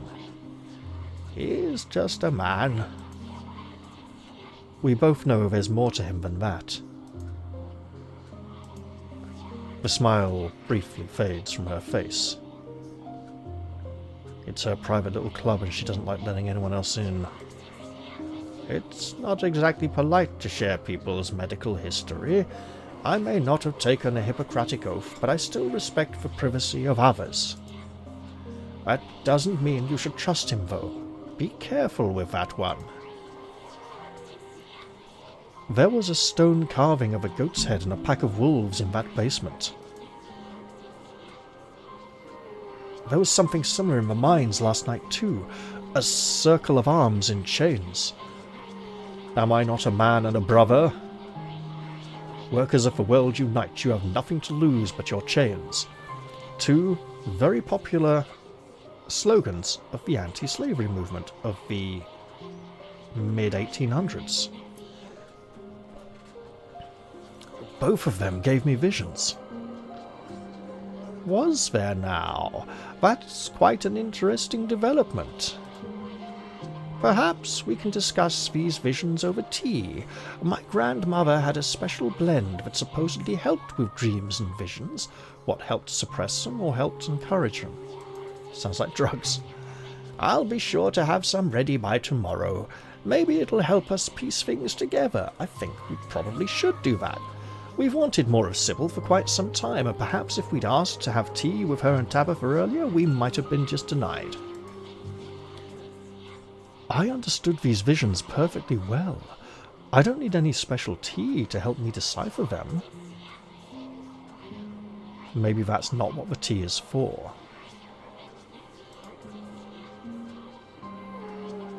But I'd like the tea all the same, maybe. That's fair enough, but you should swing by tomorrow regardless. It's always best to think about these things after the mind's had time to rest, even for one as perceptive as yours. Edwardine killed Charles Jr., but it feels like I'm only scratching the surface of things. What has my family done? And if it all comes crashing down on Tabitha... I mean, she's been acting like a right Ebenezer Scrooge. Is that what the spirit showed you? Your family built one of the most powerful coal empires in Appalachia. Those sorts of things don't come about without betrayal and bloodshed. These are all assumptions, of course. I'm just an old woman who enjoys her tea, and the Scarlet Empire is far older than these rattling bones. If you want the bloody details, I'm afraid you'll have to find them yourself, probably in the mansion, but we're not allowed to investigate yet. Are you ready to get moving again? I am. The estate shouldn't be much further. You and Sybil trek through the remainder of the woods and find yourselves on the outskirts of the estate. I'm looking forward to continuing our chat tomorrow once you've had some time to rest, and Tabitha's left the porch light on for us. She does care. Good luck handling Tabitha. I tried to soften her up over the phone, but there's only so much softening you can do with someone that prickly. Bless her heart. Get a good night's rest, Sarah. You've earned it. So what kind of tea is Tabitha drinking? Is it to help her block out the supernatural? Is it to help her try and relax and be less prickly? If so, she might need a stronger dosage. Sybil heads back through the woods, leaving you alone to face Tabitha. Should we gulp? We probably should gulp. Is there a feel Wayne's going to come lurching out of here? And be like, surprise. But we get to enter the estate instead. And there she is, right on cue. You open the door to the estate as quietly as you can, only to find your cousin anxiously pacing in the foyer. She's been waiting for you, and we don't know what she's been told, but hopefully she'll reveal enough for us to know how to handle her. I see you finally managed to drag your sorry ass back here. I don't even know what to say. I've told you so many times to stay out of trouble, to keep me posted about where you are, to come home in a timely manner. And if I told you what I was doing, would you have let me do it? What's the point of saying it all again? Clearly you just don't know how your actions affect me, and I don't know how to make you care. Ooh, she's opening up a little bit. This is good. I mean, it's going to be very aggressive and might hurt like hell, but it's good. Tabitha, I need to talk to you about some stuff. Look, a lot of scary stuff happened tonight. Just listen to me, okay? We need to talk. Oh god, that's the "this relationship is fucked" line. I'm really sorry, I mean it. Or lie about it. Can you lay off? I've had one hell of a night. Ignore her and go to bed. No, I'll go with, Tabitha, I need to talk to you about some stuff. Oh. She looks worried. And a bit defensive. She's always a bit defensive. Now's really not the time. Well, when is? Wayne followed me into Oscar's house. That would get her freaking out and asking if the police got involved. I spent a lot of time with Wayne tonight. And she knows Wayne is missing and the miners think he's dead. I keep finding these weird stone carvings and having visions around them. And she might know if there's one in the mines.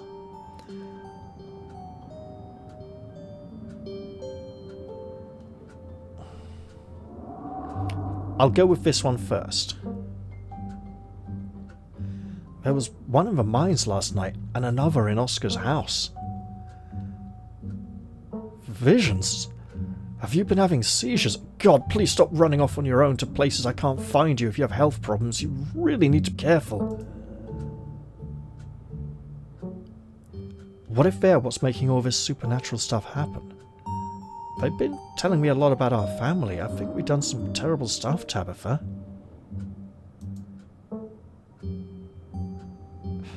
That's going to make her really defensive. And all of it is probably in your imagination because they're hallucinations stemming from either gas or, I don't know, your own guilt and exhaustion. City folk love to self-flagellate. What if they're what's making all of this supernatural stuff happen? Listen, she's hearing me out. She's actually giving me some time. This is not what she would normally do. I've yet to see any evidence of the supernatural. This feels like a distraction from me being mad at you. You saw Wayne, with the blood-stained hood. Who put them there? You expect me to know? They're probably some kind of ancient artifacts, and I'm not an archaeologist. Have you been getting enough sleep? You sound a little delirious. Let's see if we can go back. Yes, we can! Excellent!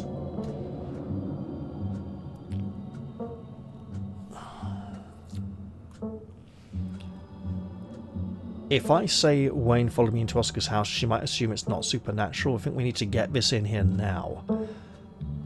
Oscar's house was haunted by the ghost of Charles Shaw Jr., who was murdered by Edwardine Scarlet. I managed to convince the ghost to move on.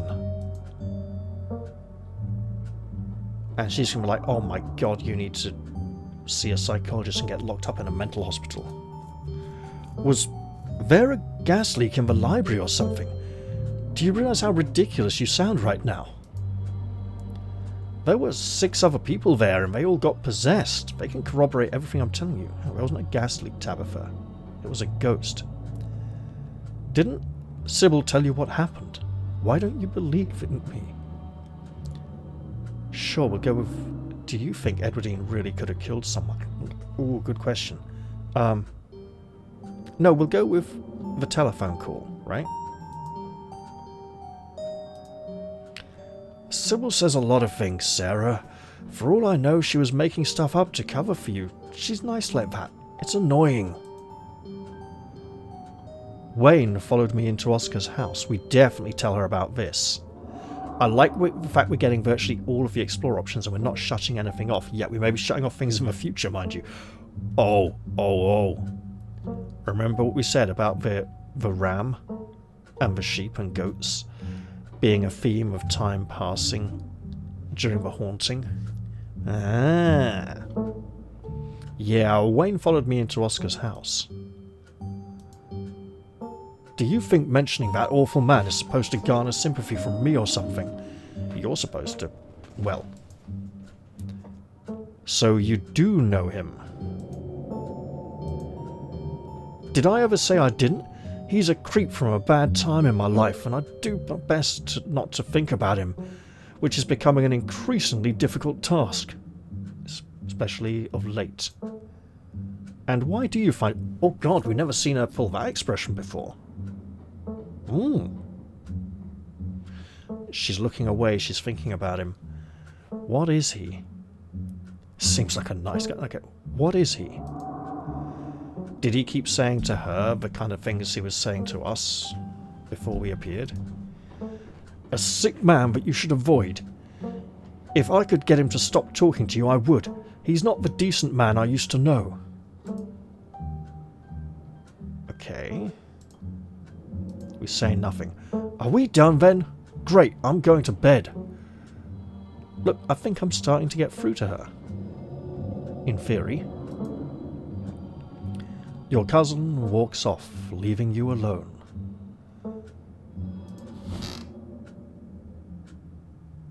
And the man in the picture, or we all had a dog in the picture, that could be where the idea of the dog mare ties in. You don't even notice yourself entering the guest room and falling into bed. Suddenly you're just there, buried under your family's musty covers. If we wake up and the black spirit is there, at the foot of the bed, it's like, fucking hell. It's Wednesday night. Nearly half a week has passed since you first arrived in town, and a little over half a week remains until the bus comes to take you home, meaning we're like halfway through the game. The spirit of Charles Shaw Jr. has been put to rest, but disaster still looms over the town of Scarlet Hollow. Still, tonight was a good night, and you fall asleep with a gentle, well-earned smile on your face. Episode 4 awaits.